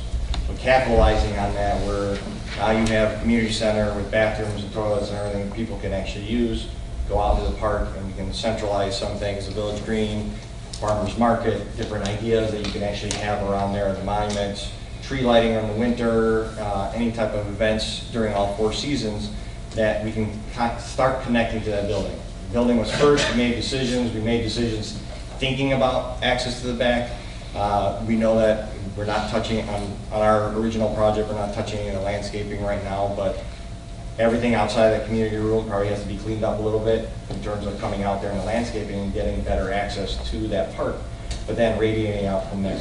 Figuring out on parking, where the parking access is there on the west side, and then knowing that the township may expand the road, on the south. So we may lose parking there, we may have to figure out, at least identify some parking spots that are there. So it's working from there, working out, and then getting all these amenities in, having that topic. So, we don't have to put bathrooms far out. We don't have to have that expense there. We have bathrooms that are community bathrooms right there at that building, and making sure everything's accessible and usable for the community. And then I think, the last component to that is from that near term. Steve and I are, when we're not doing this fun stuff, we're state officials. So I do softball, baseball, he does football, basketball, lacrosse. You've got athletic fields immediately to your neighbor, you've got fairly flat fairways. Anytime you're having games and tournaments, there's always a need for warm-up space. And so, there could be that shared potential early on, not permanent, because we don't know what that's ultimately going to be. I think there's a lot of great opportunities. Thank you. Yes, first, very good presentation, thank you. Probably answered a lot of my questions, concerns of how you're going to approach this. And during your presentation, I like the importance that you've demonstrated tonight about the neighbors and the residents of our community, especially neighbors. I mean, all of our residents are important, but keep in mind, if you're successful with this project, that everybody that bought adjacent to that property bought knowing that there was a fairway or a green behind their house. So anything that we do on the property is going to directly affect them. So let's keep that in mind, that we try to keep everything farther away from the residents and more open space, as if you want to call it, as a buffer to them. You did mention about, is important. You also mentioned just now about fields. We have a number of organizations in town that are looking for field space. So as you have these community meetings, you're going to find out that our residents are very engaged in everything that happens in the community because it is their community. And generally speaking, they don't come to us after. They want to be involved in the process, and that's important to all of us. I've been involved in the original Park Master Plan a number of years ago, and we had quite a few meetings where people would just throw out ideas, what they'd like to see. I think everybody in the community understands we may not be able to give everybody everything that they would want to see there. Just the size of the property, the topography of the property, things of that nature. But, you know, we want the residents pretty much to get what they really want, if possible. You did mention the grants. We do know that the state, we've heard rumor that the state's having some budget problems. And, just a rumor. You know, but if the process starts up again, historically, and we know that that may change in the future, what would you think an average time frame from the time you put your application in until the time you get your answer back that you're successful on the grant? What do you think, 3 to 6 months? I'll let Daryl kind of talk about that. We had the opportunity, we've worked with the DNR in the past. We actually helped them do their update to their facility manual, their guidelines. So They're using them. Yes, I'll add to that. Excuse me. Again, you're exactly right. When it comes back, if it comes back, but when it comes back, the program, OSLAD program in particular, and perhaps Park, the time frames could change, but historically, what it's been minimally 6 months, occasionally 9 months before you get an answer. But typically, we're due July 1, and years back, and I don't want to date myself, we used to always hear at the Illinois Parks and Recreation Show, which was typically around the end of January, January 28th, 28th, somewhere around that. As in the last few 5, 8 years or so, you were hearing sometime after that, around March perhaps, worst case, April.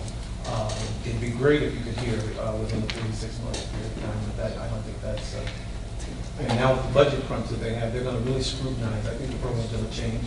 It's not going to be, it'll be a little more challenging, I think, to get the funds. But that just means that we as designers, as well as once we get the input to help identify the program, have to be on our P's and Q's and be sharp with what we know is they're looking for, the hot buttons, as well as understanding what's going to get the, you know, they work on point system. You know, what those elements are that raise the eyebrow, that you get the points and say, that project is grant worthy, which is a challenge. We're running late on time right now, so if you've got some questions. No, I think the trustees answered all my questions about schedules, right? Yeah, they did mine too. I just have one quick question.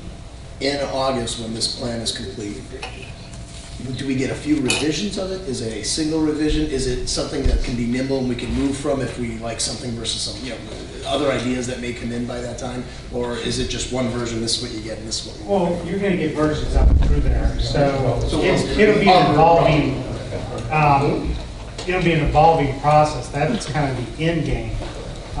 So you're going to see it, give input, modify it, twist it, change it, all the way through. So hopefully in August, that's that change one.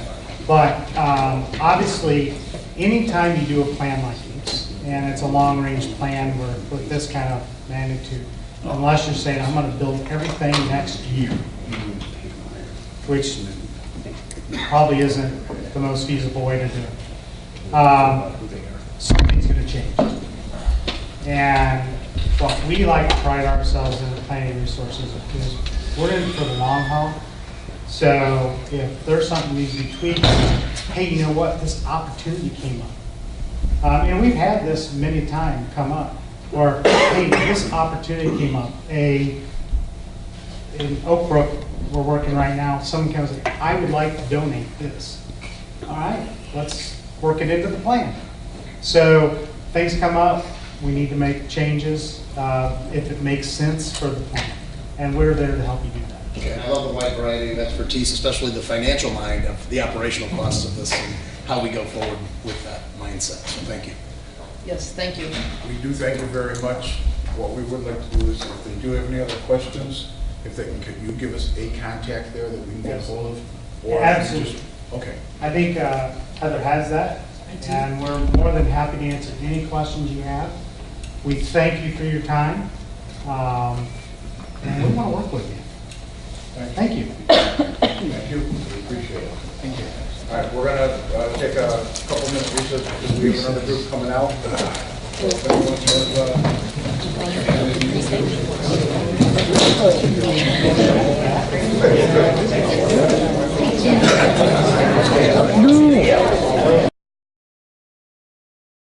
Hitchcock design. Yeah. So you have the floor, Bill.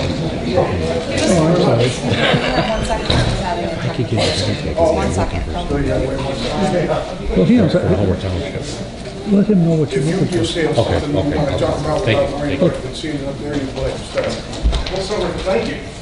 You're welcome. Thank you, Mayor. Thank you, trustees and staff at Village of Home of Glen. We are very excited to be here tonight and really appreciate the opportunity to continue advancing as part of your project selection process. The Hitchcock Design Group team does believe that we're profiled very well for this project, and we hope to show you a few things that will get you excited this evening about what the possibilities might be. We're not going to spend a whole lot of time talking about us tonight. We believe that you've invited us here because you think we can do the job, so we really want to focus on you this evening and talk about the project at hand, some of the ideas that we have, and kind of get your reaction on that. So, Are you guys almost set, or? We're almost set. Okay. It's not loaded. It's not loaded.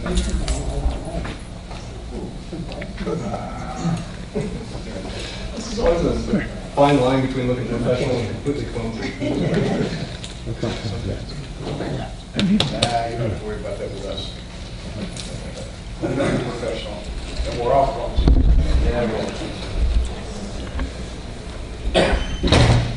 hopefully you're having fun so far with the process, and I understand we've got 30 minutes to speak. We're going to try to do it in less, so we can get your questions and just have some dialogue about what you see and any questions you have for our team. So we had a good presentation with staff and a couple of your trustees already, and it's been fun to get to know you so far and get to know the project. How are we doing, Mike? We might have to use the other one, the PowerPoint.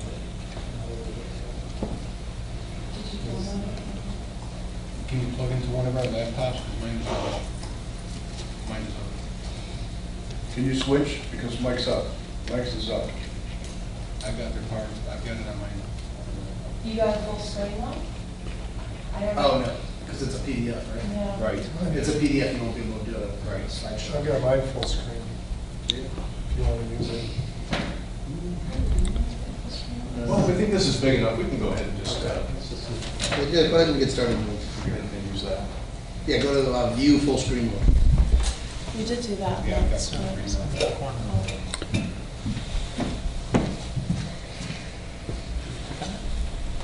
Can you use this? We can all just probably have to. Just 1 second. Just put them all Thank together. you, Brian. Sure. I memorized it.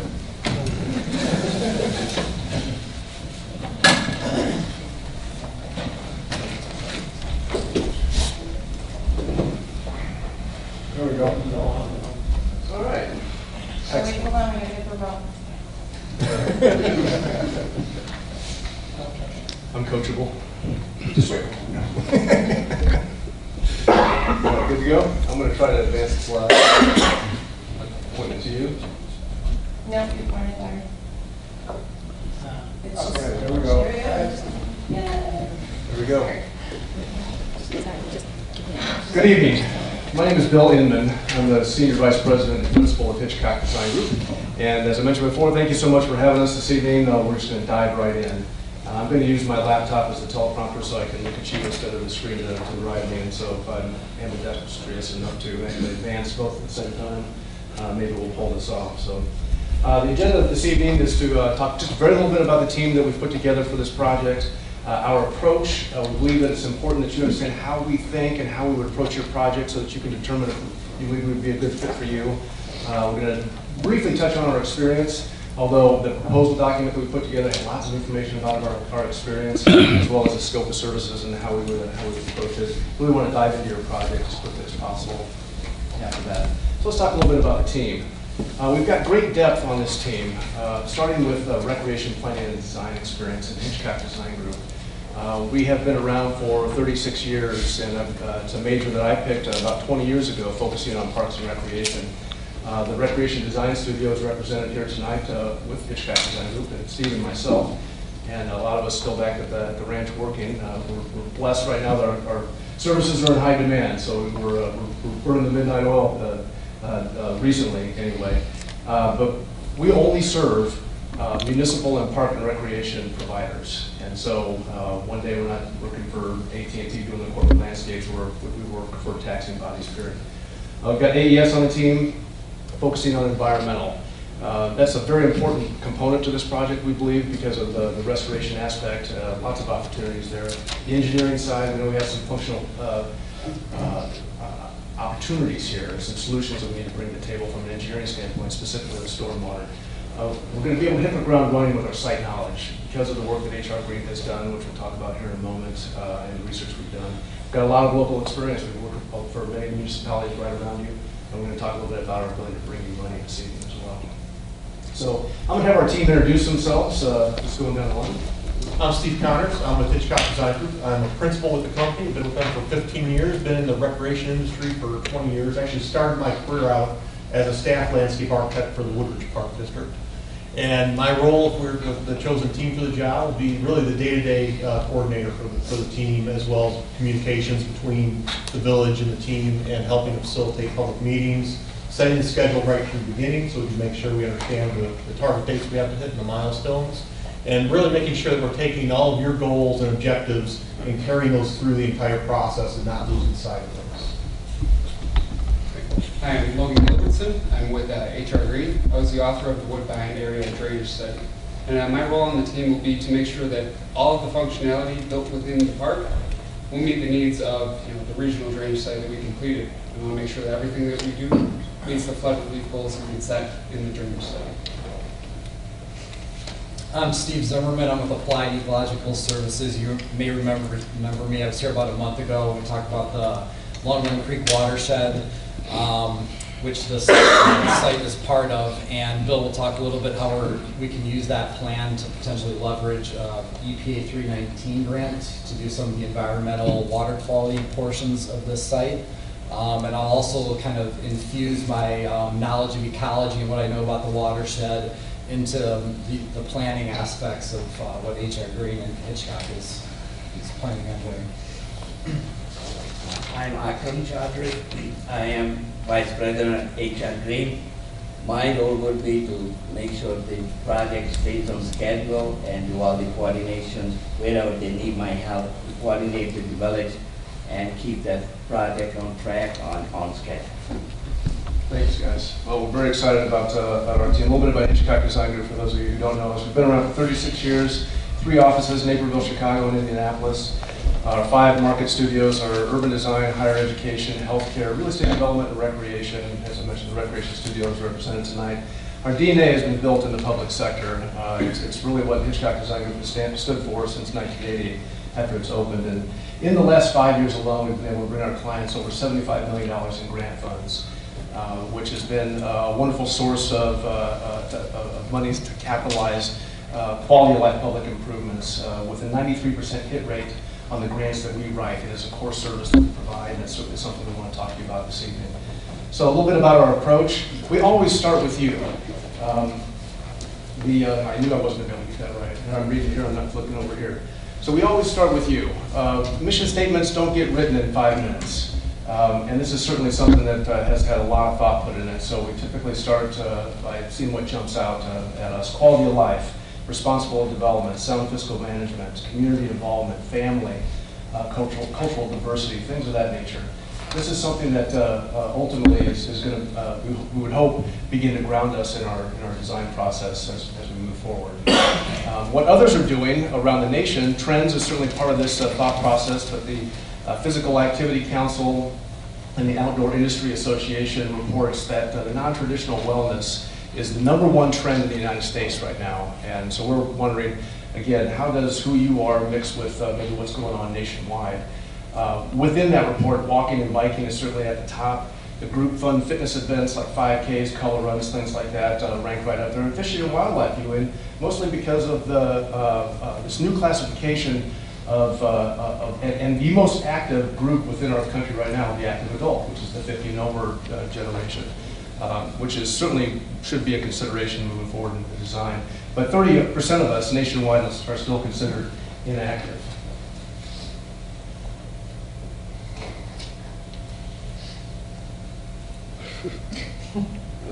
Speaking of inactive,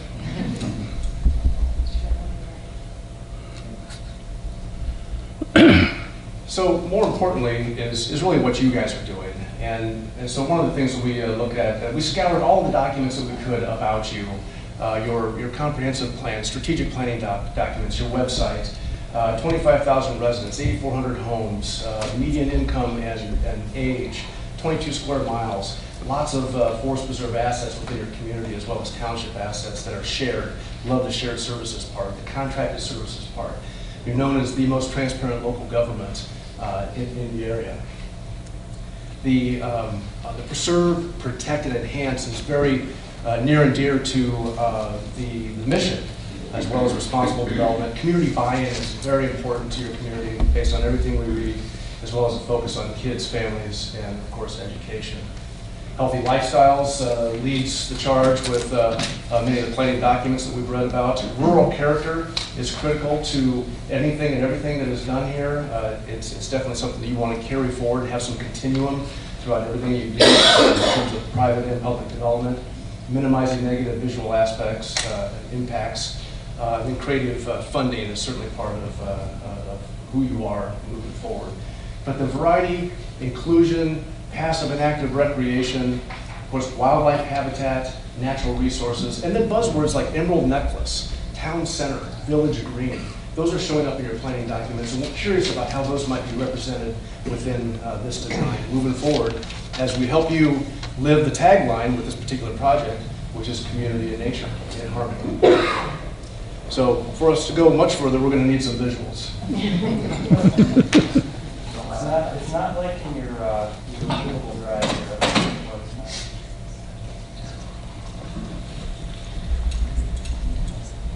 You can go back to what I emailed you too. Just switch back to that, the PDF, if that's okay. I'm going to go with anything's better than this. For some reason it's...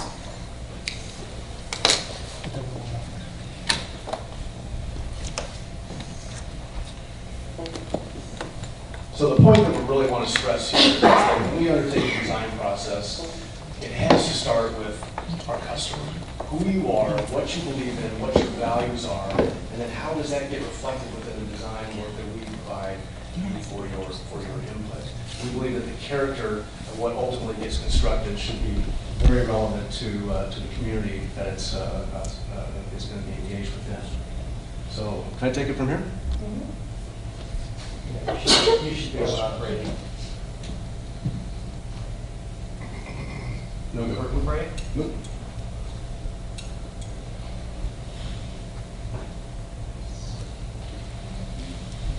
It looks great on my screen if you guys just want to jump around here. You try pointing it at that screen. It didn't advance for you.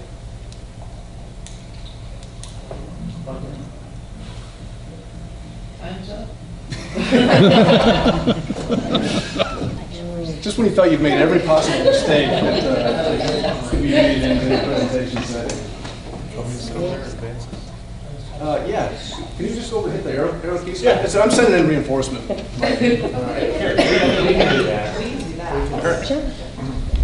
Okay. Keep going. I'm going to hit you with the laser pointer. Just kind of point to me and I'll, which one you have? Keep going. And the entire slides aren't showing up on the screen, so anyway, so back up one. So in terms of what you're doing, I'm not sure what's happening with the size of the fonts, but we got about half the slide up here, so that's going to be moving forward. One thing you are doing certainly is looking at your stormwater implications of this particular site. And that would be the next slide, please. Is the what Logan was talking about, the watershed study and the stormwater study is really critical to this particular area, and determining what this site's role in that was a big part of that particular study. As it, go ahead and advance the slides, please. As this particular site had some major impacts to it in order to solve many of the functional issues that surround it. So that's certainly a part. So the steps that we would like to go through in terms of how we approach the project, very simple 5-step process. So the board will always know where we're at in the process. The analyze, ooh, boy.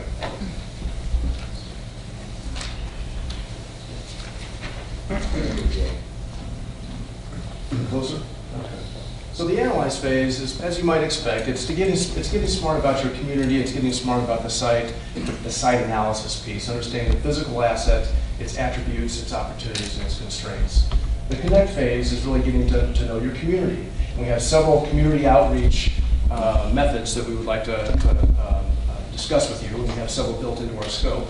We believe that community input is very important to you, and it is always very important to us. We do a lot of planning for a lot of communities, and we have successes and failures in terms of how to get the public input for a project like this, and so we're coming at it from a variety of different angles. The envision phase is really coming up with design options, and so we want to bring that back through staff, board, and community again. So, okay, we've got several options. What do you like about or dislike about each of these options? Prioritize is really narrowing it down to a single approach, and the implement is really wrapping up the master plan and celebrating and adopting that particular plan. Next slide, please.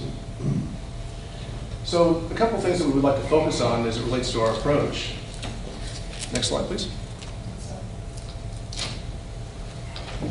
We're available tomorrow night. So, you know. Let's talk about community input. That's what the next slide will show. Is that we want to start out with doing staff workshops, and we're going to be in front of staff 4 or 5 times during the process. Our board workshops are very important to us as well. We have a minimum of 3 touch points that we want to have with the board. Before we get started with anything, we'd like to ask you your ideas. Everybody up on the panel should have some thoughts about where they have been on vacation, or the parks that they've seen, things of that nature, saying, hey, I think that our community would really respond to this particular idea. Then we want to come back to the board after we've generated some options. Here's what you told us, here's what we think your opportunities are, help you prioritize those, and then bring it back at the end as well. We would like to do a digital online engagement platform also. Told a little story at the staff meeting about how I live in Wheaton, they're redoing a streetscape, they had 5 public meetings. I couldn't make any of the public meetings, but I'm guilty about sitting on the couch with this laptop just about every night. And so, but they didn't provide me an opportunity to communicate with them that way. So we would like to give that opportunity to your communities. Establish a web page, some questions, focus questions, surveys, things like that your community can respond to. So anybody in the 60491 area code could get online and respond. And then plus, boots on the ground, being on the street level, to community meetings will certainly be a part of this as well. Next slide, please. Now, the schedule is definitely something we want to emphasize. All of the partners within our design team have great bench depth, and we believe that we can move through this process in time to get you guys in for some critical grant applications. Most of our clients will never say no to a cash injection on a project. We believe that you have some excellent opportunities. Even though we don't know what the design is right now, we have excellent opportunities right before us to bring more funding for your initial phase. We believe that the master planning process, we can move through that in about 3 months. It might trickle over to the 4th month a little bit, but what that does is it establishes a time frame that we can apply for grant applications through the Department of Natural Resources for the Open Space Land Acquisition and Development Grant. Should that come back online, again, that's pending here in the next few weeks. Certainly EPA 319, that's something that Steve had brought up from earlier about you being uniquely qualified for some EPA grants, as well as the National Parks and Recreation Association coming out with green infrastructure grants in April, which we believe this project will be uniquely qualified for. So we believe that we can compress the schedule a little bit and get you guys ready to apply for those grants instead of waiting for another entire year, which could set you up very nicely for the spring, summer 2017 first phase. Now, specifically with that, if you kind of scroll down from this to the top of that slide, is that 2016, this year, is a priority EPA 319 grant funding year for the lower displays. And so that grant application deadline is August 1st. So we want to tee you up for that for sure, because if you go to the next slide, you'll see that this particular site is within that watershed. So this is the year that they will be funding water quality projects and restoration projects within this particular watershed. And if you go to the next slide, the woodbine detention and wetland strategy is already in place and ready to go for that. So once we get that integrated into the design, you guys will be ready to apply for those 319 grant funds, as well as the OSLID funds for the DNR. So a little bit about our experience. At the staff level, we gave a presentation about these 5 comps. Perhaps this would be a great place for the board and staff to start, would be to tour each of these 5 facilities: Settlers Park in Plainfield, Centennial Park in Orland Park, very close to home here, Three Oaks in Crystal Lake, here across in Romanville, Technical Prairie, and Northbrook. We believe that none of these projects are exactly like yours, but we believe they have all of the, many of the similar characteristics of yours in terms of how the projects came together, how they serve their communities, the goals and objectives are ultimately realized. But let's really start with your project here. So throw the next slide, please. So 103-acre rectangular piece of property, really a wonderful asset to the community. We've got a lot of existing trees. Ooh, did you go to the next one already? That's fine. Should back up one. So I'm just going to talk. So and you just keep, every time I do this, you advance the slide. So the 103 acres is a wonderful asset to the community. Go to that corner. So we've got the repurposed clubhouse into the village hall, the synergy with the library, town center park next door. We believe that there's probably some thought process surrounding campus mentality that might happen there. Moving away around the property up to the sports area, so certainly some connections right now. There's some fencing. We're curious about how the 2 sites might come together to make a larger community asset. Moving up to the corner, connectivity, this pearl necklace notion of maybe coming up onto Dixie here and up to the utility corridor with some trails would be able to connect this site to the surrounding trail network, very connected. There's also some very unique assets on the property. This little, somewhat of an island here. Now this is right where the stormwater basin was to be in the stormwater study. So we can shape that basin any way we want, as a matter of fact. We've talked a little bit about that. But in terms of some of the nostalgic things about the site, and maybe some discussion about what we might want to save.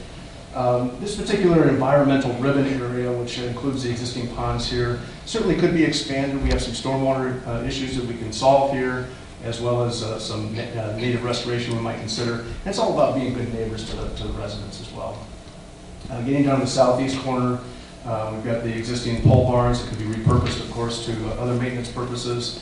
We need to think about curb appeal, maybe even what's going on the other side of the streets in terms of planning, about how you might want that whole corridor to look. Certainly some internal assets, a nice grove of trees that we want to get in and see if there's something to be made of there. And certainly the fairway effect is very prominent out on this property and should be part of the discussion about what to do with it from a design standpoint. But we certainly know that the area behind the village hall is very beautiful, very conducive for events and festivals and community gatherings, and some wonderful views. We just need to figure out how to capitalize on that. So we can't see the whole thing, but we have handouts for this one, ladies and gentlemen. What's that? They actually have that in their packets. Do they? Awesome. Awesome. Yeah, that's what So this is not necessarily a design, but what we would call this is a tool to further design thinking. Now, some of the things that are coming to mind to our team as we just very preliminarily look at this, and when you look at the kind of the concentric circles or the layers of the young in here, we've got Village Hall on the southwest corner. We believe that some type of a village green could really be the beating heart of this particular site and be a wonderful area for community gathering, and ultimately be the thing that that's the photograph on your brochure. Moving outwards into the, we're calling rural recreation. Now, we get asked, well, what is rural recreation? Well, it can be a lot of things. Nature-based play, connecting kids with nature, trails, passive recreation, immersion into the beautiful and the rural, and we've got a few ideas to show you. And of course, the environmental ribbon. You've got about 30 foot of grade change from southwest to northeast on this site, and so certainly stormwater, prairie restoration, weather restoration, things like that might happen at the prairie, as well as buffers to the adjacent community and being good neighbors. Some other things that we're thinking about here, again, is connectivity, some type of a landmark along the roadway that says, hey, you're at a special place right here that goes above and beyond just what the village hall might show. And of course, that campus connection between the various sites. But one thing we know that you have to do is manage your stormwater. And so this particular side of, shot of a pond is what we can do. We know about species that can compete with phragmites, that can compete with cattails, and it can actually look just like this. We picture it being a little bit bigger than that because we're hearing that, that the community may be interested in doing a nice community fishing pond and providing access to this. And so the good news is that we have the model in-house and on our team of how these ponds are supposed to function. So when we begin to change their shape and move them around the property in order to solve and create design opportunities, we can run that back through the model to make sure that your master plan functions exactly the way that it should for the stormwater management plan because we have HRD on the team. So stormwater could be handled in a variety of ways. We're just thinking about ideas here. The bioswales could even be part of what you do with the sand traps out there. But certainly lots of demonstrative ways to deal with stormwater. And of course, beautifying the environment is something that is a really clear opportunity that you have for this particular site. And of course, we're going to have some water out there, so we might want to cross it in a particular way, whether it's a nostalgic way like this, or certainly a more stately way like this, like we've done in Plainfield. There you go. At Settlers Park. Mike, you remember that? And or at Roosevelt Park in Waukegan, more colorful as well. But so some icons out in the landscape certainly may be a part of that. Beautifying the environment like we did at Prairie Farm in Bourbonnais with expansive prairie restoration, or simple aesthetics through access like we did on the west side of Chicago at Westridge Nature Park. Community event spaces are certainly going to be a part of this. They may not be as structured as what you see on the screen here, like what we did at Shattuck Park in Neenah, Wisconsin, and certainly not as structured as you might see here at Houdini Plaza, like we did in Appleton, Wisconsin. But what we do have a lot of experience with is festival spaces. Their power requirements, their space requirements, emergency management, lighting, things like that, being good neighbors. But it has to look good, full of people like that, and it also has to look good empty. You're going to have an opportunity for some iconic spaces out here, things that are really going to represent your brand well and ultimately bring a certain flavor to this site and ultimately to the community, since it is a strong community contributor. Or it could simply have a very like a room-to-room community events type of a protocol, just like our ongoing work for the last 20 years of the Neighborhood Work Walk.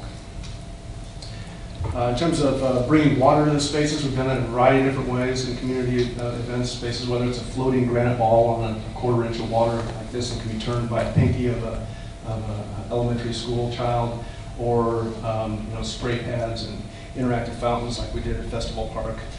Part of our work up and down the Fox River, this one in particular is in Belgium. Community event spaces are a place for people to gather, to see events, to be seen with each other, as well as to picnic and to simply interact.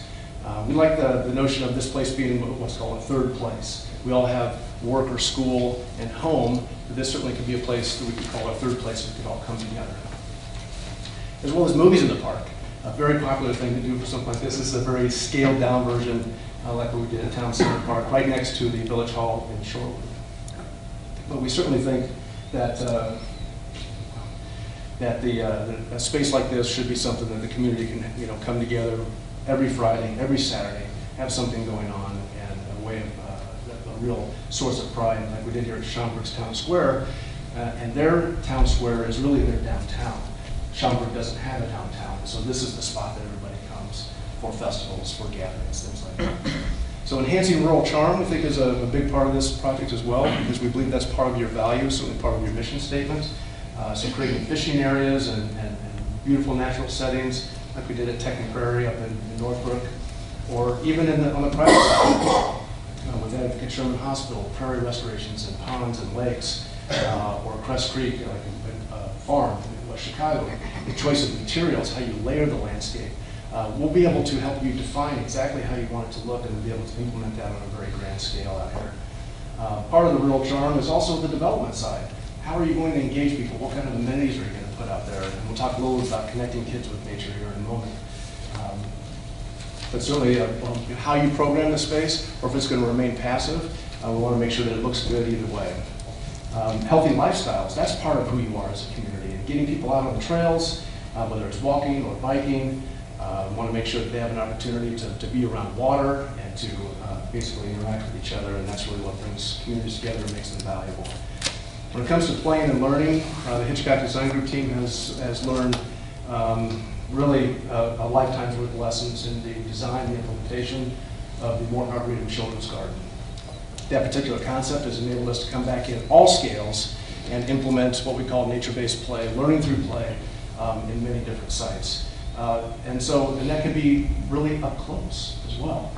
Just immersing kids in nature, making sure they have an opportunity to get away from the screens. And we need to really provide something that's cool enough that will compete with that. And our play environments and our community parks are really starting to do that. We're doing that in a variety of ways, and sometimes it's not with all natural materials. We recognize that working in the public sector that things need to last, and they need to withstand certain abuses. And we expect that this site is going to be very popular, very successful, and sometimes when you invite success, that comes with wear and tear. And that's certainly something the Morton Arboretum is dealing with right now. But we'd like to be able to have the kids get up close in a very safe way and experience nature, experience water, and to and even participate in very traditional play in wide open areas like Frisbee golf, like we did out here at Crest Creek in West Chicago, or simple nature observation, birding. It's one of the top 5 outdoor activities in the nation right now, is wildlife watching and birding. And so you have an excellent opportunity to support that through the design of this master plan. You also have, behind one there, sorry, I'm not talking and doing this at the same time. One more, there you go. Keep going. So you've got a lot of topography on your site. There might be an opportunity for taking advantage of the slope that's on the property. We're doing that in many ways, and it's certainly a wonderful way to invite adventure. Doing thematic design as well. This particular spray ground, its concept is called Forest Findings, and yes, that is a lichen bench up there. It's a bench made to look like lichens. That might be a little hokey for this community, but certainly if there's stories to be told here on this site for sure. There's history, and there's things that would be compelling and this would be a part of. This is the way that we address that at Bowen Park in Waukegan.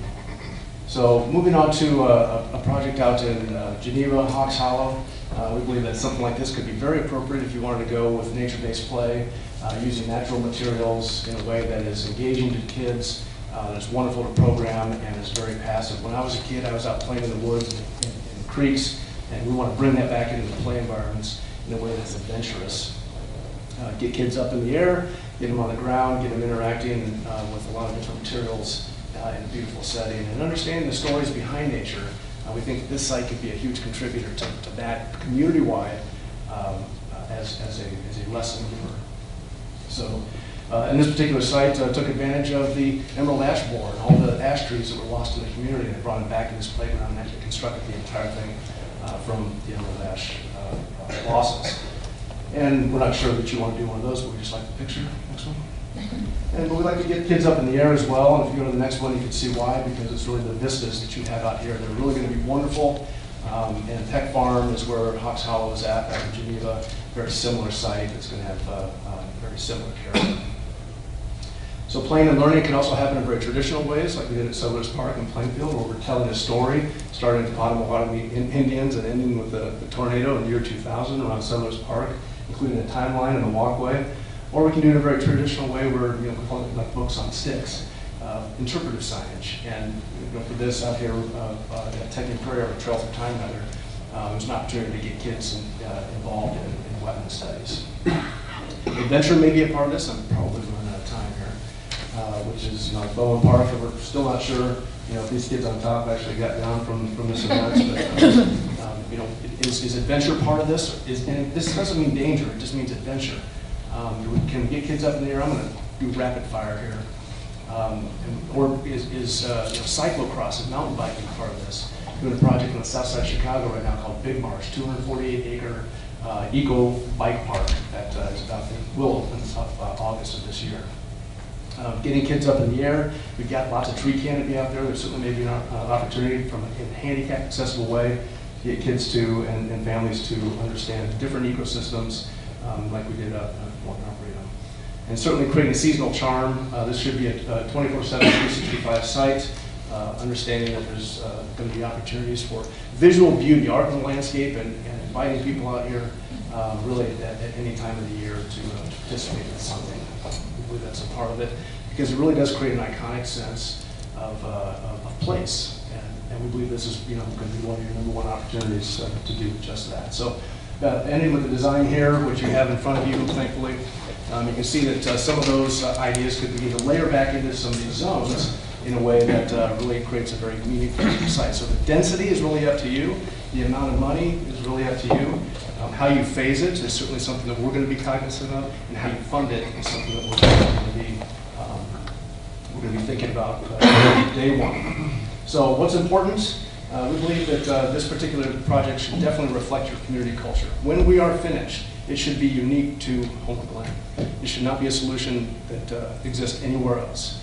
And that's something that when we win awards, and we are one of the most award-winning firms in Northeast Illinois right now doing this kind of work, and I don't say that because we're making statements for ourselves.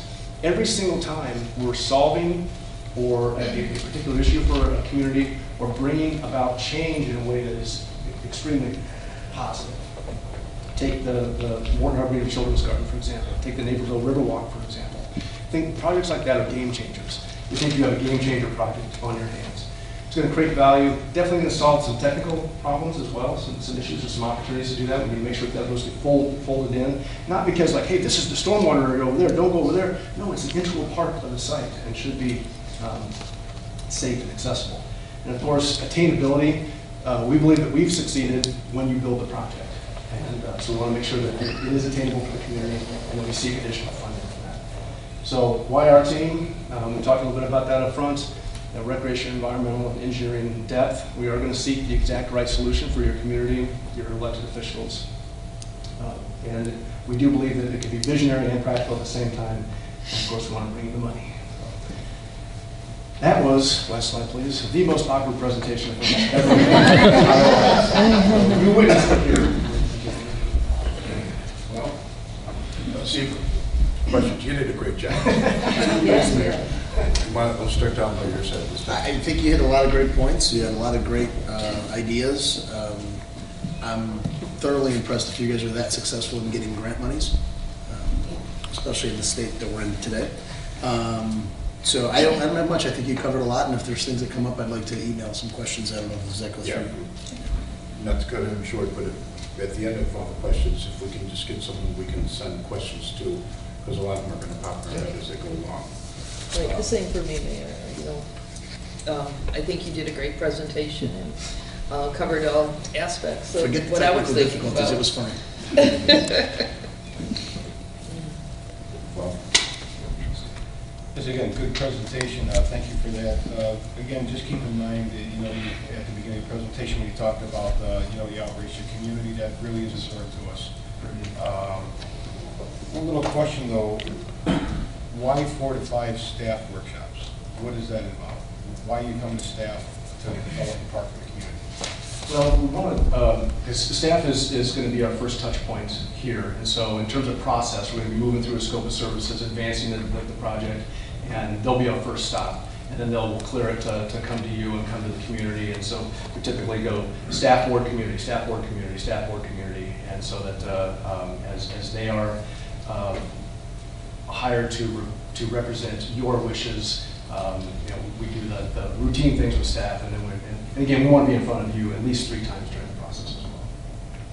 And you mentioned something that about the grants that you may hear something in the near future. They're going to bring it back to the state. Is it something that you've officially heard or you're hoping for? There's rumors. And I wish I had a crystal ball, and we all probably know about the same amount, have the same amount of information. We're operating on less data than we would like at this point in regards to the DNR programs, which have been very robust for public communities.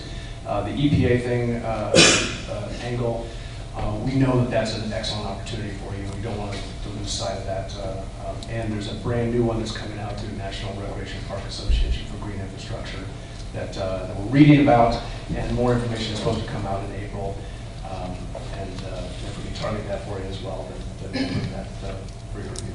Thank you. But your presentation certainly touched on a lot of ideas, and hopefully we can incorporate quite a few of those in our project. Very good. Thank you. I just have 2 questions. Good. I'll try to be fast. When you said about the website that anyone in the 60491 can log into, we do have some residents that don't have a Homer Glen address. Can they still log in even if they don't have a 60491 address? Yeah, we can establish the parameters for that. What we try to do is to make sure that we include everybody that you would like to have included, give them access to the site, and then be able to put up a firewall to make sure we don't have folks just randomly coming into the product. Because it is out there on the web, so but we can't do that. And who controls this website? You guys, or do you give us the information for us to control? We control it. And so we prepare the website, we review all the questions with you, and then we link the site itself to with a click-through on your homepage.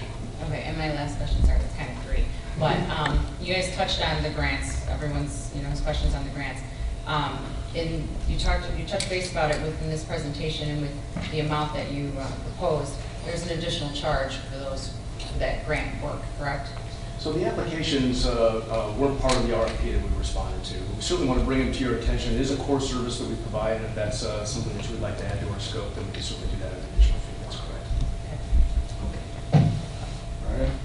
All right. Timeline. Your proposal had July 1st as a completion, anticipated completion.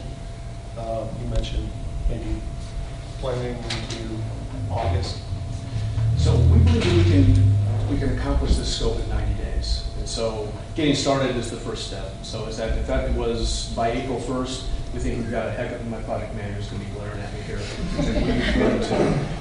We believe that July 1st is going to be is a doable date for us. We find that if these drag on too long, then people start losing interest and want to maintain momentum, as well as having those funding opportunities in place. Now, if that happens to go past July 1st in terms of board adoption of the plan, that's okay. That's okay. We can still stop, get grants in as we go, and we move towards adoption, because we're going to have everything we need in place to do that. We'll have the community input in place, we'll have the right amount of design work in place, but we're not going to lose sight of those money opportunities in our schedule, and we'll outline that for you. Okay. What do you see as the biggest challenge? Did we talk about the state already? Well, in terms of funding, that has been a challenge for us. Right now, Hitchcock Design Group has 12 grants pending for our existing clientele. It's a service that we've taken very seriously, and right now it has slowed a lot of projects down for communities that really rely on that funding. Now, many of those communities have turned around and said, you know what, we're just tired of waiting. We're not going to keep our matching grants or matching funds on the sidelines. We're going to put them to work and do a smaller project. So we've had to adapt to that and move forward. Very concise, very effective projects that if they have to stand alone forever, they can at a smaller budget. And so that's one example of some issues we've had recently. In terms of challenges with your project, one of the things we're curious about is how engaged your community will be. Because we know it's important to you, and it's definitely important to us. We incorporate it into every one of our projects. And that's why we provide a bunch of different angles for community input. And so we want to have a conversation about what you have found is the most successful at getting your community to come out and offer comment. And so they will do that. Will they? Okay, good. Good.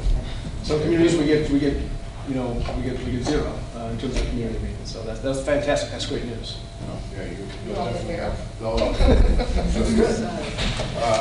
One thing that you had mentioned on there when you were talking about the park and then the sports complex right next door. That's not our property. That's township property, but we still could see about working something together with the township. And that's all we're really saying there is that we've got two compatible open spaces, we think, next to each other. Some connectivity should be discussed between the two agencies to see what feels right. Yeah, because this is for the entire, this is for home. One last question, Mayor. Sure. These red arrows up in the northern part of the project, Yes, sir. what are those referring to? So in concept, what we also believe is important is connectivity for this site to the greater community. And so connecting the property to your trail system somehow we believe is something we need to talk about and is important. So we have kids and families on bikes accessing this in ways other than just by car. And so the upper left and upper right may be opportunities. We don't know if those are going to be possible or not. We haven't thought it through to that degree, but we certainly want to make sure that it is connected to the community in a way that is accessible by bike. Thank you. You guys, we thank you very much. You want to do it again? I mean, it's It was fun, just seeing if it was going to change on time. Well, it wasn't. Thanks, Mayor. Well, you did a great job, and we really appreciate you coming out there. Thank you very much. You're welcome. Okay, again, we'll take a couple minutes. If you have the computer ready, you're there. We are ready to go. Okay. All right, well then, the company WRD, the floor is yours.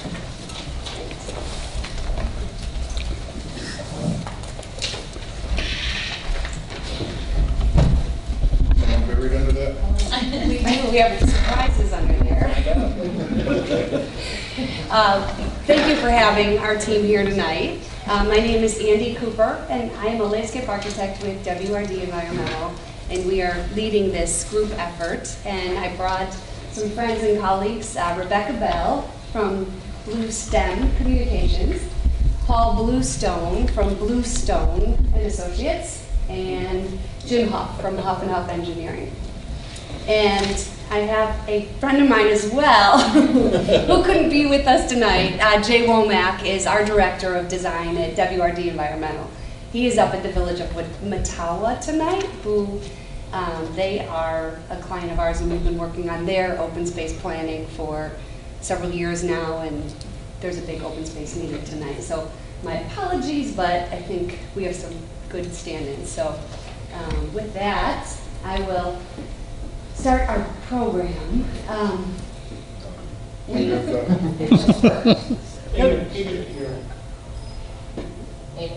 we go, down. Down for the first slide. So this is our team, and it is a collaborative team. We're bringing the environmental expertise, the commitment to sustainability, the park and rec expertise, and we have a really interesting approach to community collaboration and listening to our residents, and then also our interpretation, and how do we bring those creative pieces into the landscape that will make the residents really excited and interested and feel a connection to the open space and the beautiful community here in Homer Glen. So our process is kind of evoked through this diagram. We will discover, so we have an exploratory piece where we're going to be looking into all the background. We understand that this was a golf course, and so we'll talk a little bit about the implications of how the land was treated, how it's been used for the last 20 years, and how we evolved that into becoming a new kind of crown jewel for Homer Glen. We'll envision kind of the new spaces and help figure out what do we want this land to be. Is it active rec? Is it passive recreation? And how do we meld those together? What type of environmental treatments are we talking about? And what type of landscape is both native and ecologically beneficial? And then that leads into our design. And so we'll be providing a master plan that is the kind of roadmap to get us to implementation, and that's the execution and evolution. So that will come after we get the master plan completed.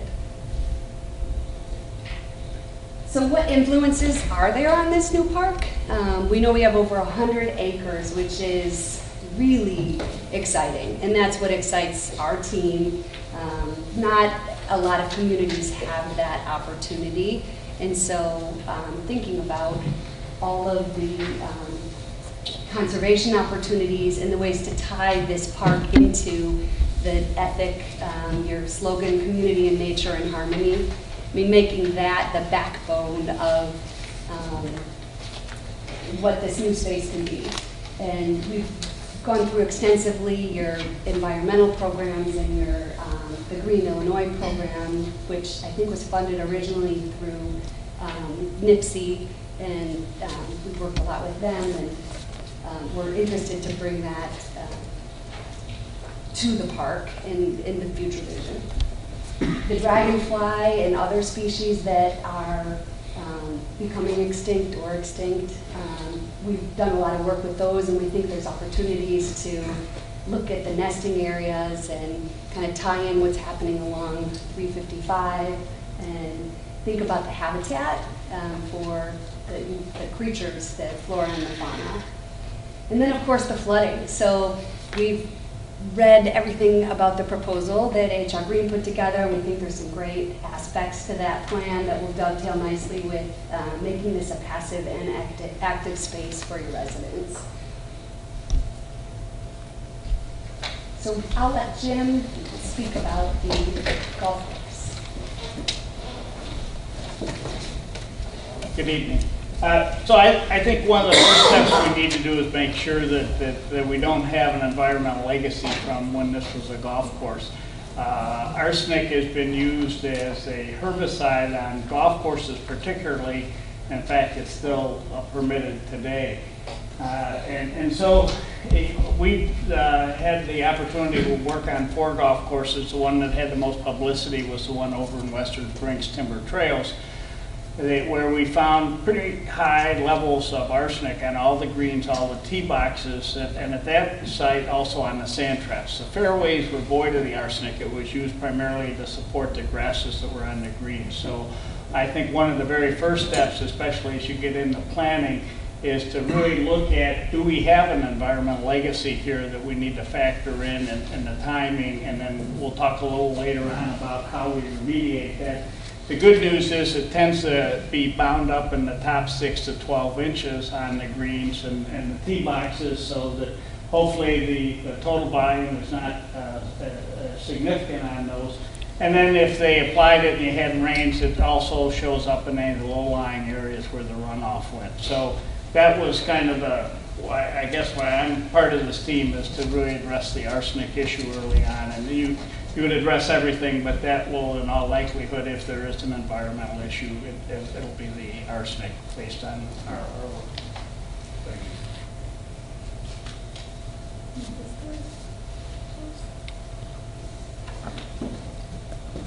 you. So all these influences we think could lead up to what we've kind of come up with a little slogan, a functional while healing habitat.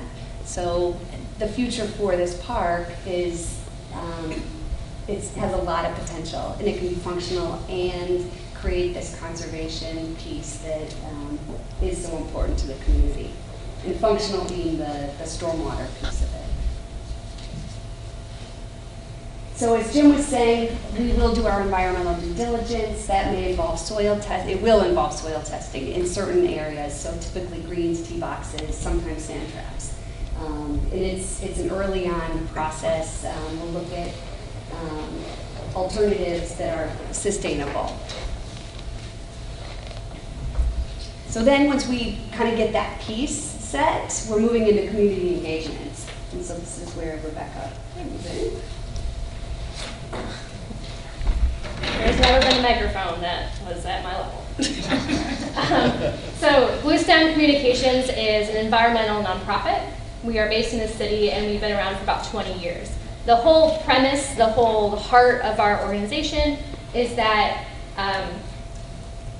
that communications matters, that getting the public involved and conveying our story with values and with narrative and with photos and images, and building the public, getting the public engaged early on matters. That's important. And so what's really exciting about this project is that there's so many opportunities for real resident engagement and input to come up with a master plan that is compelling and that everyone can embrace. And so Blue STEM's really excited to be part of this proposal. So a part of what Blue STEM does as a nonprofit, as a mission-based organization, is to train everyone how to communicate better. The way we do that is through planning, which makes sense why we're connected to some planners here. By planning, we can make sure people don't get stuck in the mud, like this kid did.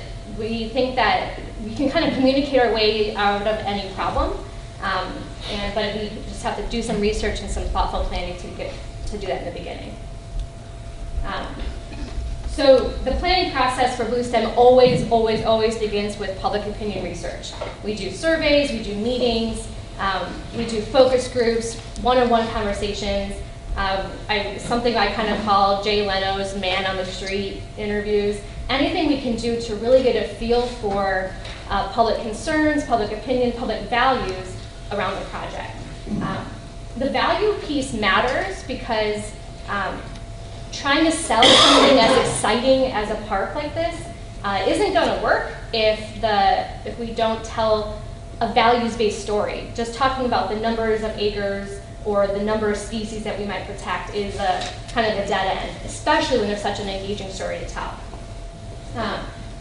But we need to do this research first. We need to build the rapport with residents, and we need to really understand where they're coming from, where their concerns are, because if we don't do that, we could make some kind of costly or embarrassing communications assumptions. And this is, in the work that Blue STEM has been doing for 20 years, we see these two communications assumptions over and over. One is, if the public only knew X, then they would do Y. If they only knew that the house was in a floodplain, they wouldn't buy it, or they wouldn't move there, or they wouldn't continually over and over and over build houses in floodplains. We know that's not true, right? Like the facts alone in these cases don't necessarily persuade people to make better decisions. Another bad communications assumption is that people make decisions with their heads. They use those facts, but as we can tell, that's also not true. People make decisions with their gut, with their heart, with their ego. And so we need to understand where they're coming from, where their ego is, where their heart is, what their gut is telling them in order to communicate about these issues in an effective way. We need to stay away from those assumptions. So public opinion, public engagement really is a two-way conversation. It's not me standing in front of a podium necessarily like this and just preaching to the choir, or even or just putting a press release out there. We need to talk about the vision, and we need to really hear what the residents are saying, what they're concerned about. For this proposal, we would really do that in a kind of a variety of ways, starting with some surveys. Surveys can be formal, electronic, informal, like a 2 or 3 question, man on the street kind of surveys. There's a wide range of possibility, but really figuring out the best way to hear from a wide variety of your residents. Once we get the survey data, the input from residents, we also want to do some public meetings. Public meetings are quintessential. They are expected by residents, and so we would definitely want to do them. And we'd want to have them be engaging and dynamic, especially around a topic as fun as a park. These meetings should be really engaging and interesting. So the communications portion of this project, or our proposal, has 2 steps. First is really the audience research component. We would start with a workshop with stakeholders, with people who are in the know and really figure out where this project is starting from.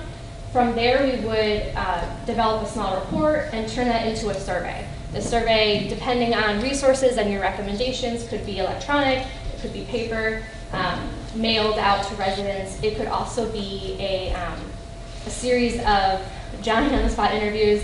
Recently, we went to Starbucks in Lake Forest for a project and kind of hung out at the Starbucks and asked people just 2 questions about ravines in that case. And that gave us some really great kind of gut reaction from people a wide variety of residents who just happened to walk into Starbucks that day.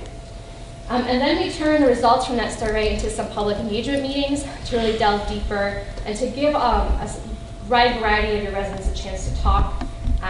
What we heard in the first round interview is that it might be a really great idea to have these public engagement meetings be targeted to reach segments of your population. So maybe there is one public meeting geared toward recreation interests, and there's one public meeting geared around people who are really concerned about birding or native plants or animals. We could really segment the population to focus on and to delve deeper into the subject matter of the park.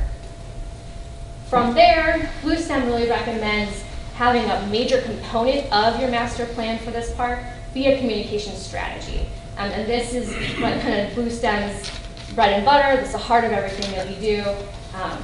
We think that not just, so planning for a park is really great, but then implementing that plan could have some communications pitfalls that you could reach, so, or that you'd have to hurdle. So a strategy that we could develop from the beginning would help this town move forward with fundraising, with implementation, with building the park that comes out of that master plan process. And so we would recommend messages that could be used to sell the park, to help get people excited about it, and then also pathways and tools to really move that forward.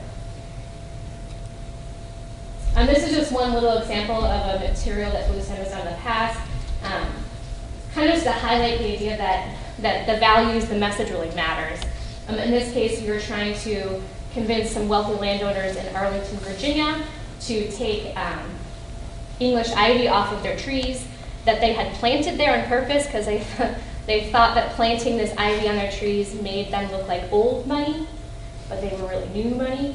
And so, but that's a complicated personal thing, right? Like me telling someone to change the perception of their front yard was going to be very emotional and probably conflicted.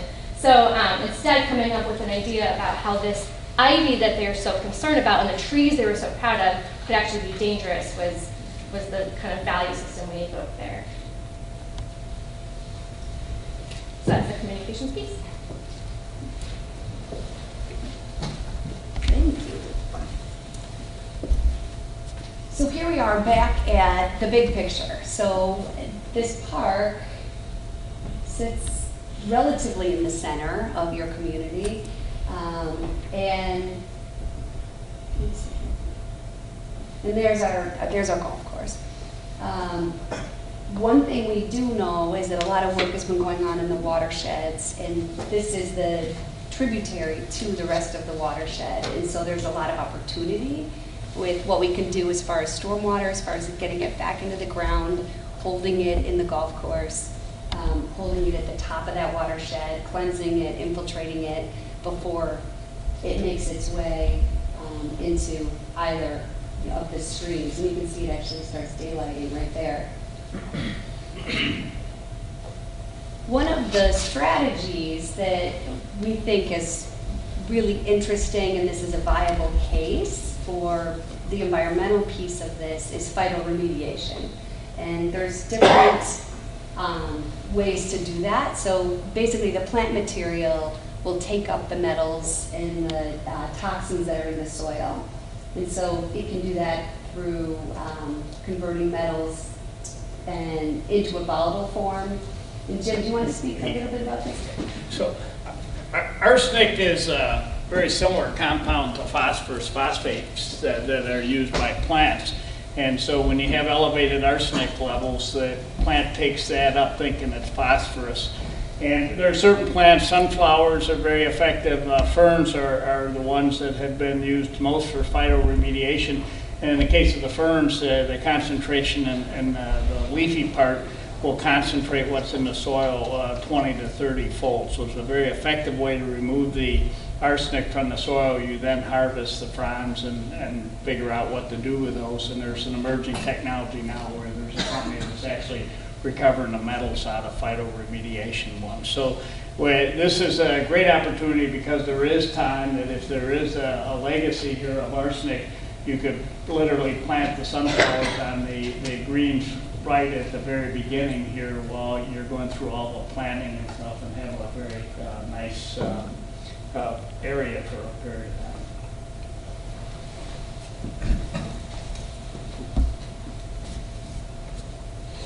So, this is mine too, isn't it? So in Illinois, we have a very strong voluntary program that's used to oversee these cleanups with the ultimate goal of getting a no further remediation letter from the Illinois EPA.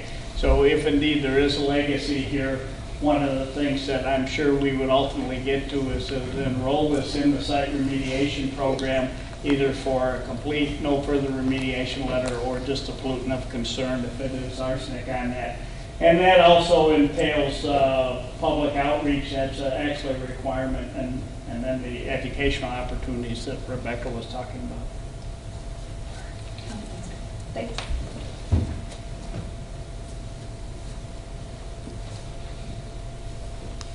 So in our work, we talk a lot about working landscapes and how do we get more out of our landscape. And through some of this imagery, you'll see in this case, this is a wetland, but we've also integrated boardwalks and overlooks.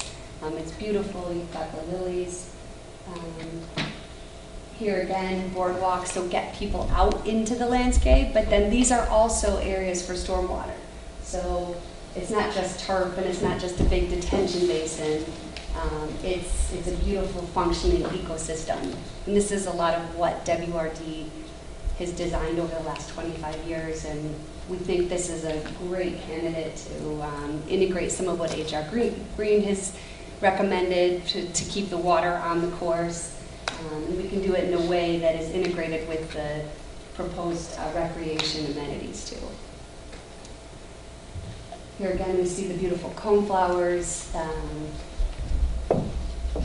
And families can get out. There's ways to enjoy that landscape and to, watch the birds and relax, get out, get your fresh air. And this landscape is working for you. It's not just turf, and you're not having to put nutrients into it. It's a system, and so the soils are being replenished and cleansing the water before it gets back into the ground. In this case, the plaza itself is infiltrating water. There's rain gardens around it.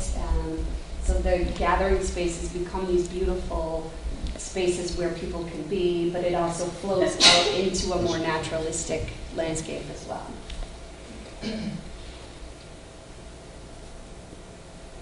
So connecting to nature is something that we're always thinking about and talking about. So what are those opportunities for our kids to get out into nature and to become the environmental stewards of the future and to have that passion, that love? And a park like this proposes all those opportunities. So you have your habitat and kids can find frogs and take your family on these bike rides and put your hand in the water. It's clean, cool, healthy water to touch. And so this is all part of the design concepts that will be part of our package.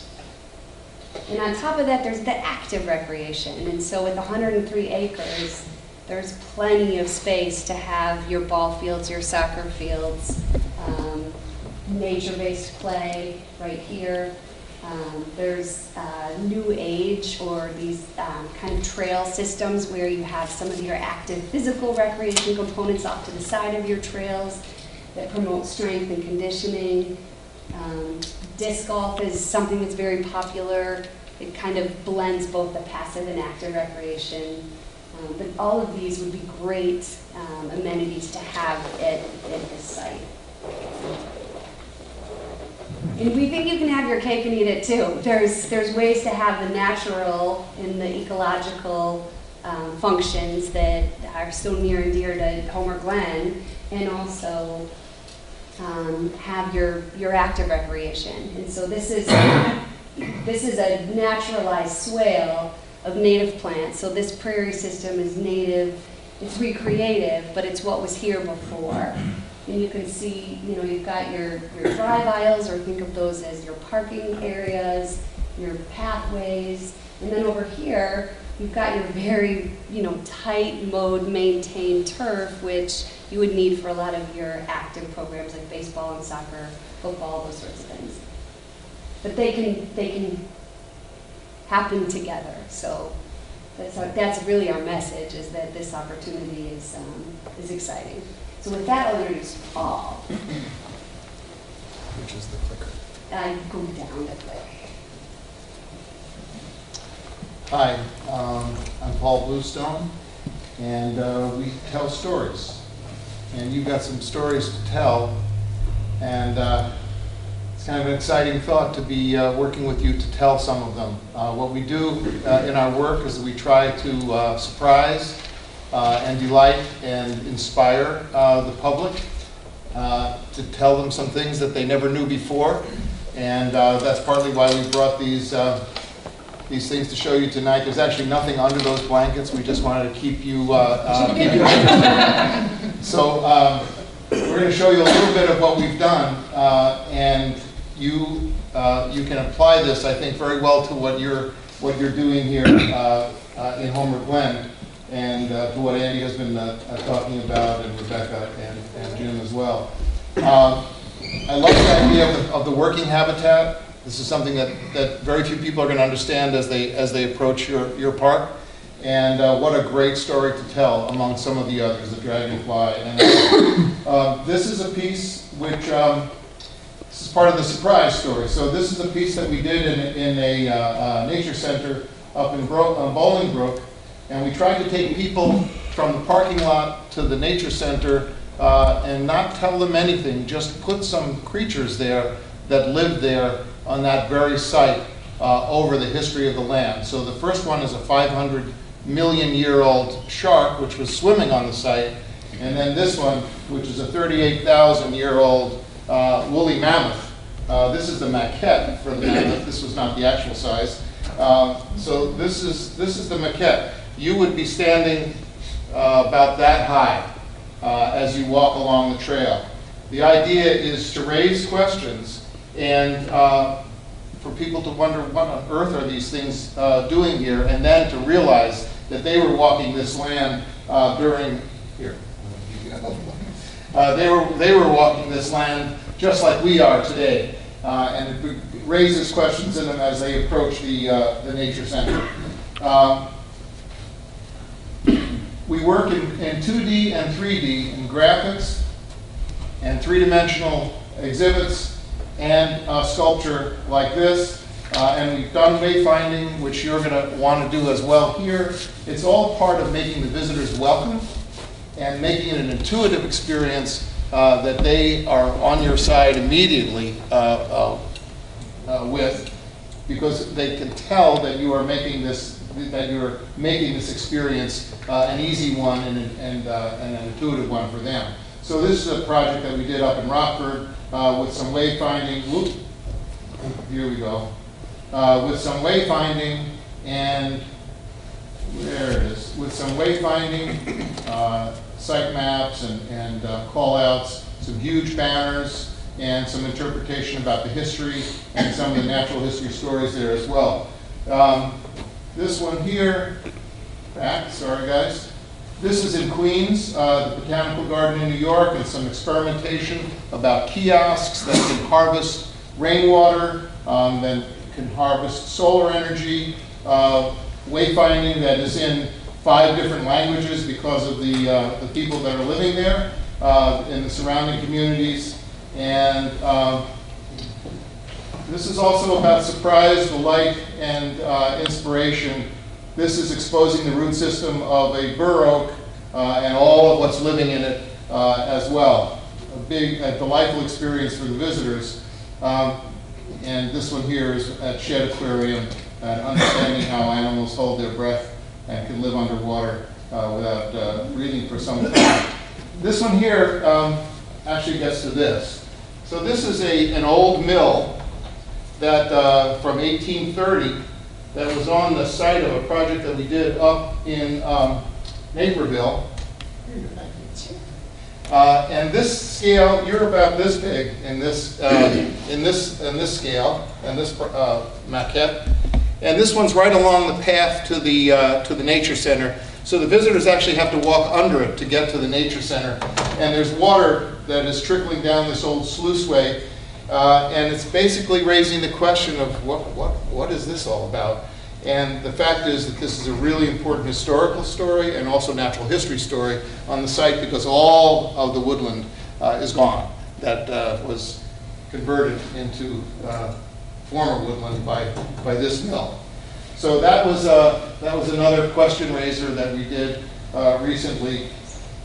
And this is an interpretive piece that is inside that mill as you walk through it, to talk about the history as you approach the building. Just to say that you can use every surface. You can think about what's above your head, what's below your feet, what's around you. This is a floor map of all the Native American settlements in the area, and we recreated a wigwam, which you can just barely see up here, but it sits on this map where it was when the settlement was there. And this is a case where we're asking the visitors to get interactive. This is a sundial where the visitor actually is the element in the middle, where you can determine what time, what season, etc. it is with your own body. And with that, I think I'm going to give it back to you. Thanks very much.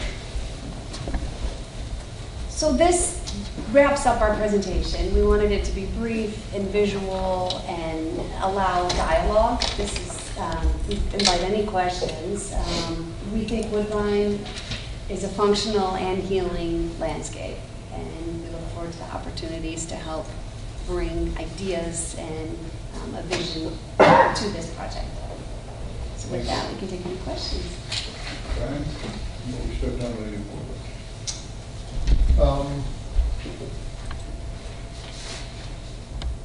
Nothing right now. Christine will. I'll take your turn. Great presentation. Thank you guys very much for coming and being our last of the presentations today. As you know, I love the mammoth. In fact, can I keep it? I'll tell you what, we'll make a trade. With that being said, I mean, I kind of put you on the spot, but the question would be, what would one vision you would have for Homer Glen if you were to build something like this? Okay, so the short answer is I never do what you're asking me to do until I sit down with you and begin to understand your project deeply. We're often asked that. Give us a design to go on, and it's very uncomfortable, but I do tell them, you really don't want to do that until we're sitting together and really understanding your project. I can tell you that the artist who created these is a pal, and I was with her yesterday getting these maquettes, and she said, you know, if somebody wants another mammoth, I'll make them another mammoth. So you can have a mammoth if you want. I think there are geological stories, there are natural history stories. There are a lot of stories to tell here, but which ones rise to the top are really going to come out of sitting with you and talking about your project, so that we are really deeply understanding it. And that we really understand from the public's perspective, the story that they already understand the land. So if the public only thinks of this as a golf course, like there's no history in anyone's mind about it, then really figuring out that kind of gives us a blank slate. So we can tell any cool nature, environmental, city history story from that perspective. But there could be some really great ideas from the public that would come out with public meetings as well. Okay, and then just one other comment that I've seen today that I didn't see in the last presentation was the roots of the tree. I think that's a great concept, and I really like that idea. Very popular with the kids. Yeah, I can see that. And the learning, the educational part of everything that you guys are saying, the history, I mean, I appreciate all of that. And wayfinding is a piece of what you're going to do for sure. Mm-hmm. And wayfinding, you guys have a strong personality and philosophy. You're doing something, unusual here. And even the wayfinding itself has a chance to get that personality out to your public. And I didn't show you any examples of it, but But there are ways just through the wayfinding signage and maps that you can help tell your story with your personality. Oh, one more, sorry. Sorry. That's all right. I asked the other groups this as well, so I can only be fair. How do you see your group helping us with grants? Grants. Oh, well, we are forever creating examples, creating models and renderings and stories for our clients to use to go and raise money. And they're effective tools. I mean, you can tell. So we work with clients in that way as well as part of our process. Is that it all answering your question? I think it was to the funding aspect. Yes, the funding. From the stormwater aspect, that golf course is identified in the approved watershed plan, which is a key step for 319 grants under the Illinois EPA administered program. So you probably have to resurrect the watershed group, but you're better than 50% of the way there on the 319 grant for the stormwater part of this. Again, thank you for coming. It's a good presentation. During your presentation, you started off seemed like you went more toward the preserving nature, which is really important to all of us, of course. But then you worked into a little bit more passive recreation and then the active recreation. I like the idea of engaging in the public because that's important. When we get done with this project, it's going to be our residents' park. And that's important. We need a lot of input, and we need to listen to our residents to get what we feel they want in this park that's feasible on a piece of property. You go to various areas, be it the Morton Arboretum, which I love. It's a great place to go to shed. No matter where you go, I think what makes it attractive is that anybody that goes there will find something that they enjoy. If you love nature and you're looking at the birds and the animals and the wildlife, you may just stop at that ball field and watch your kids pitch a couple innings. So that's important that we incorporate a lot of this into the park, along with the playgrounds and everything else that's going to go along with the community to enjoy. The grants are important. We do know what the state's deal is right now. Basically, they've shut everything down, but we need to make sure that as we're planning this, that we keep in our sights that what grant opportunities could possibly be available in the near future. Did you notice on the west side of the property there are ball fields?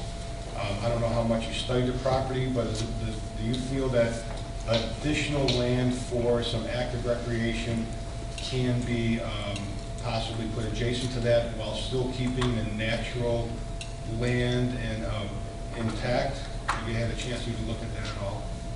Preliminarily, we did. So you're talking about the football fields, the practice fields over there?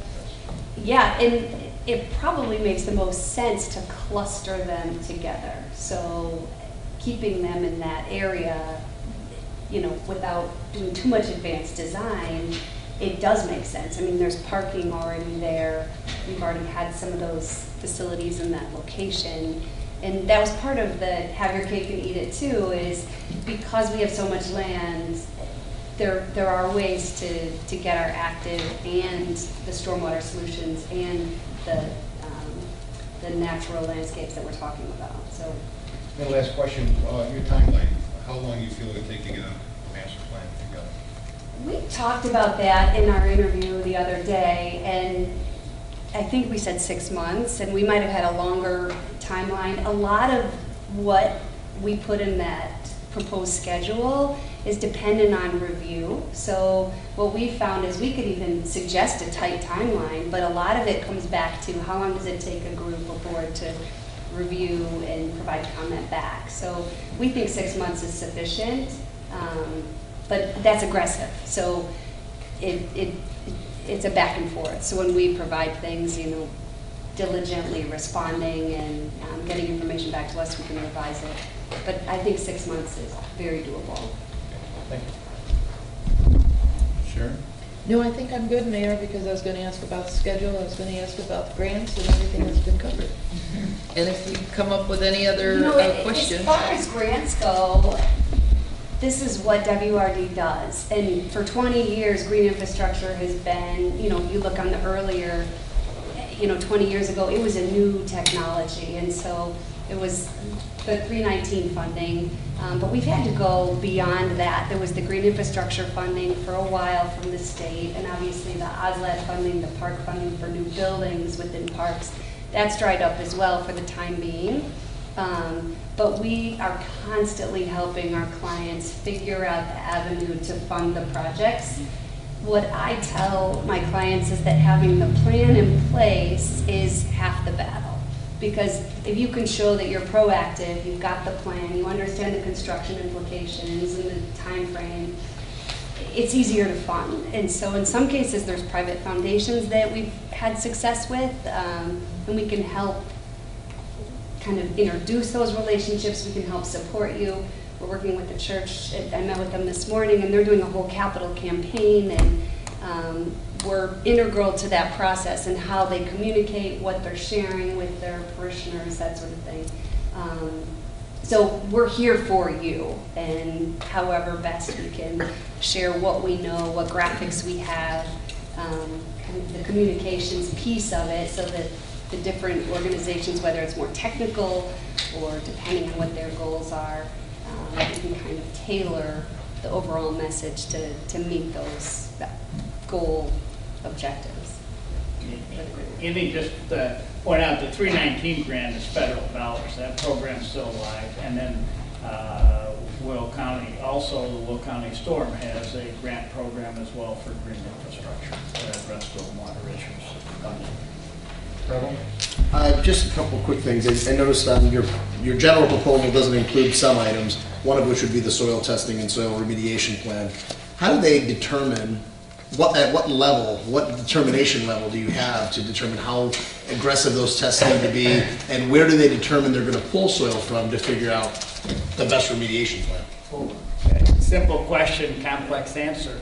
So arsenic is a very toxic chemical. And so when the Illinois EPA, they set voluntary cleanup numbers, they originally set it at 3 parts per million. The naturally occurring level in Illinois is 6 to 9 parts per million. The 95th percentile is at 13 parts per million.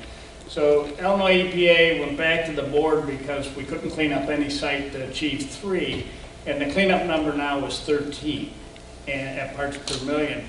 You can meet that on the whole property on a statistical basis, but you rely on a professional engineer. The way the program works is it's up to the professional engineer. So you ask me, I'm going to test the greens, and you're going to address the greens. You do the others as well and meet the 13 on a statistical basis. So you have to have enough samples to do the statistical analysis and see. So the 13, even if you have naturally occurring, let's say they didn't use arsenic there, if you took 20 samples, statistically one of them is going to be above 13.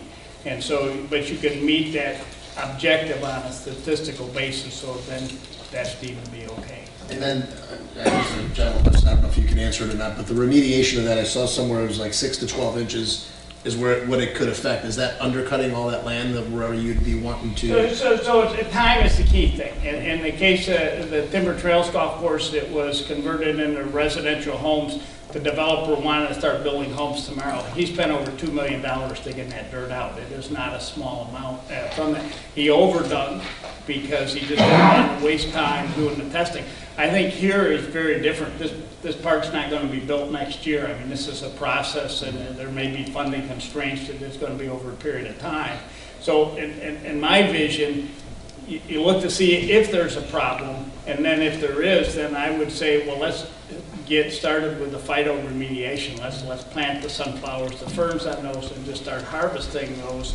And then that then plays into the design, I think, as you go through here. Because if you're going to have active ball fields, you're going to say, okay, we want to do those first hypothetically, and you got a green there. You'd say, okay, we're going to dig that dirt out. Either we're going to move it somewhere else and phyto remediate it, or we'll landfill that. But the back part where we're not going to get to, or it's going to be natural, you could do the phyto remediation, do the rest of the park development with those, and you could make those very attractive, like with the sunflowers. And then Paul, I as well like the storytelling, so thank you. And great presentation. Mayor, if I could just add one more comment. In our packets on the second page, the third page, sorry, there's a breakdown of their cost analysis. Right. In our meeting, we did kind of pick apart the pricing a little bit, so that the pricing has changed. That's actually not the total. There were some deductions from that total. Maybe Heather can email that out to all of you. I think it's part of it. Oh, it is? It's right in there. I was looking at my whole packet, sorry. It's on the back of the supplement sheet. It's on Okay. page 2, yeah. Sorry. And it shows what was taken out. It took out the traffic study and stormwater analysis. The deduction would be, the end result would be $78,000 for the project. And that would allow for basic pass-fail soil testing on, I believe it was certain areas of the course, correct?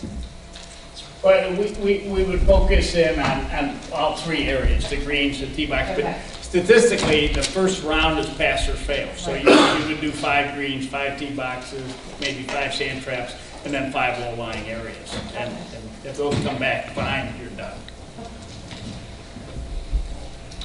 Okay.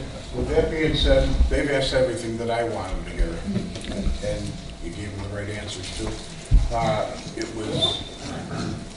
We're very happy that you came forward and gave the presentation.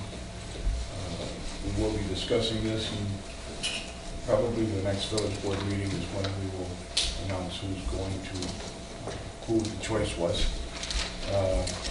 But you did a wonderful job. And now that you're also saying some of the costs coming down too, it's everyone's in the same ballpark. So with that, I thank you very much. My board feels the same way.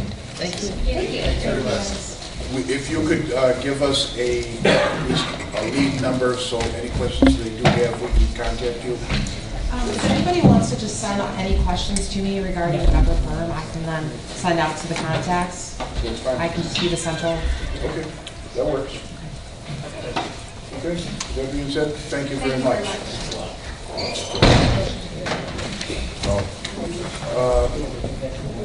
Is there any old business? Any new business? No, I entertain a motion to adjourn. I'll make that motion. I'll second. Aye. Aye. All opposed? None. Meeting is adjourned.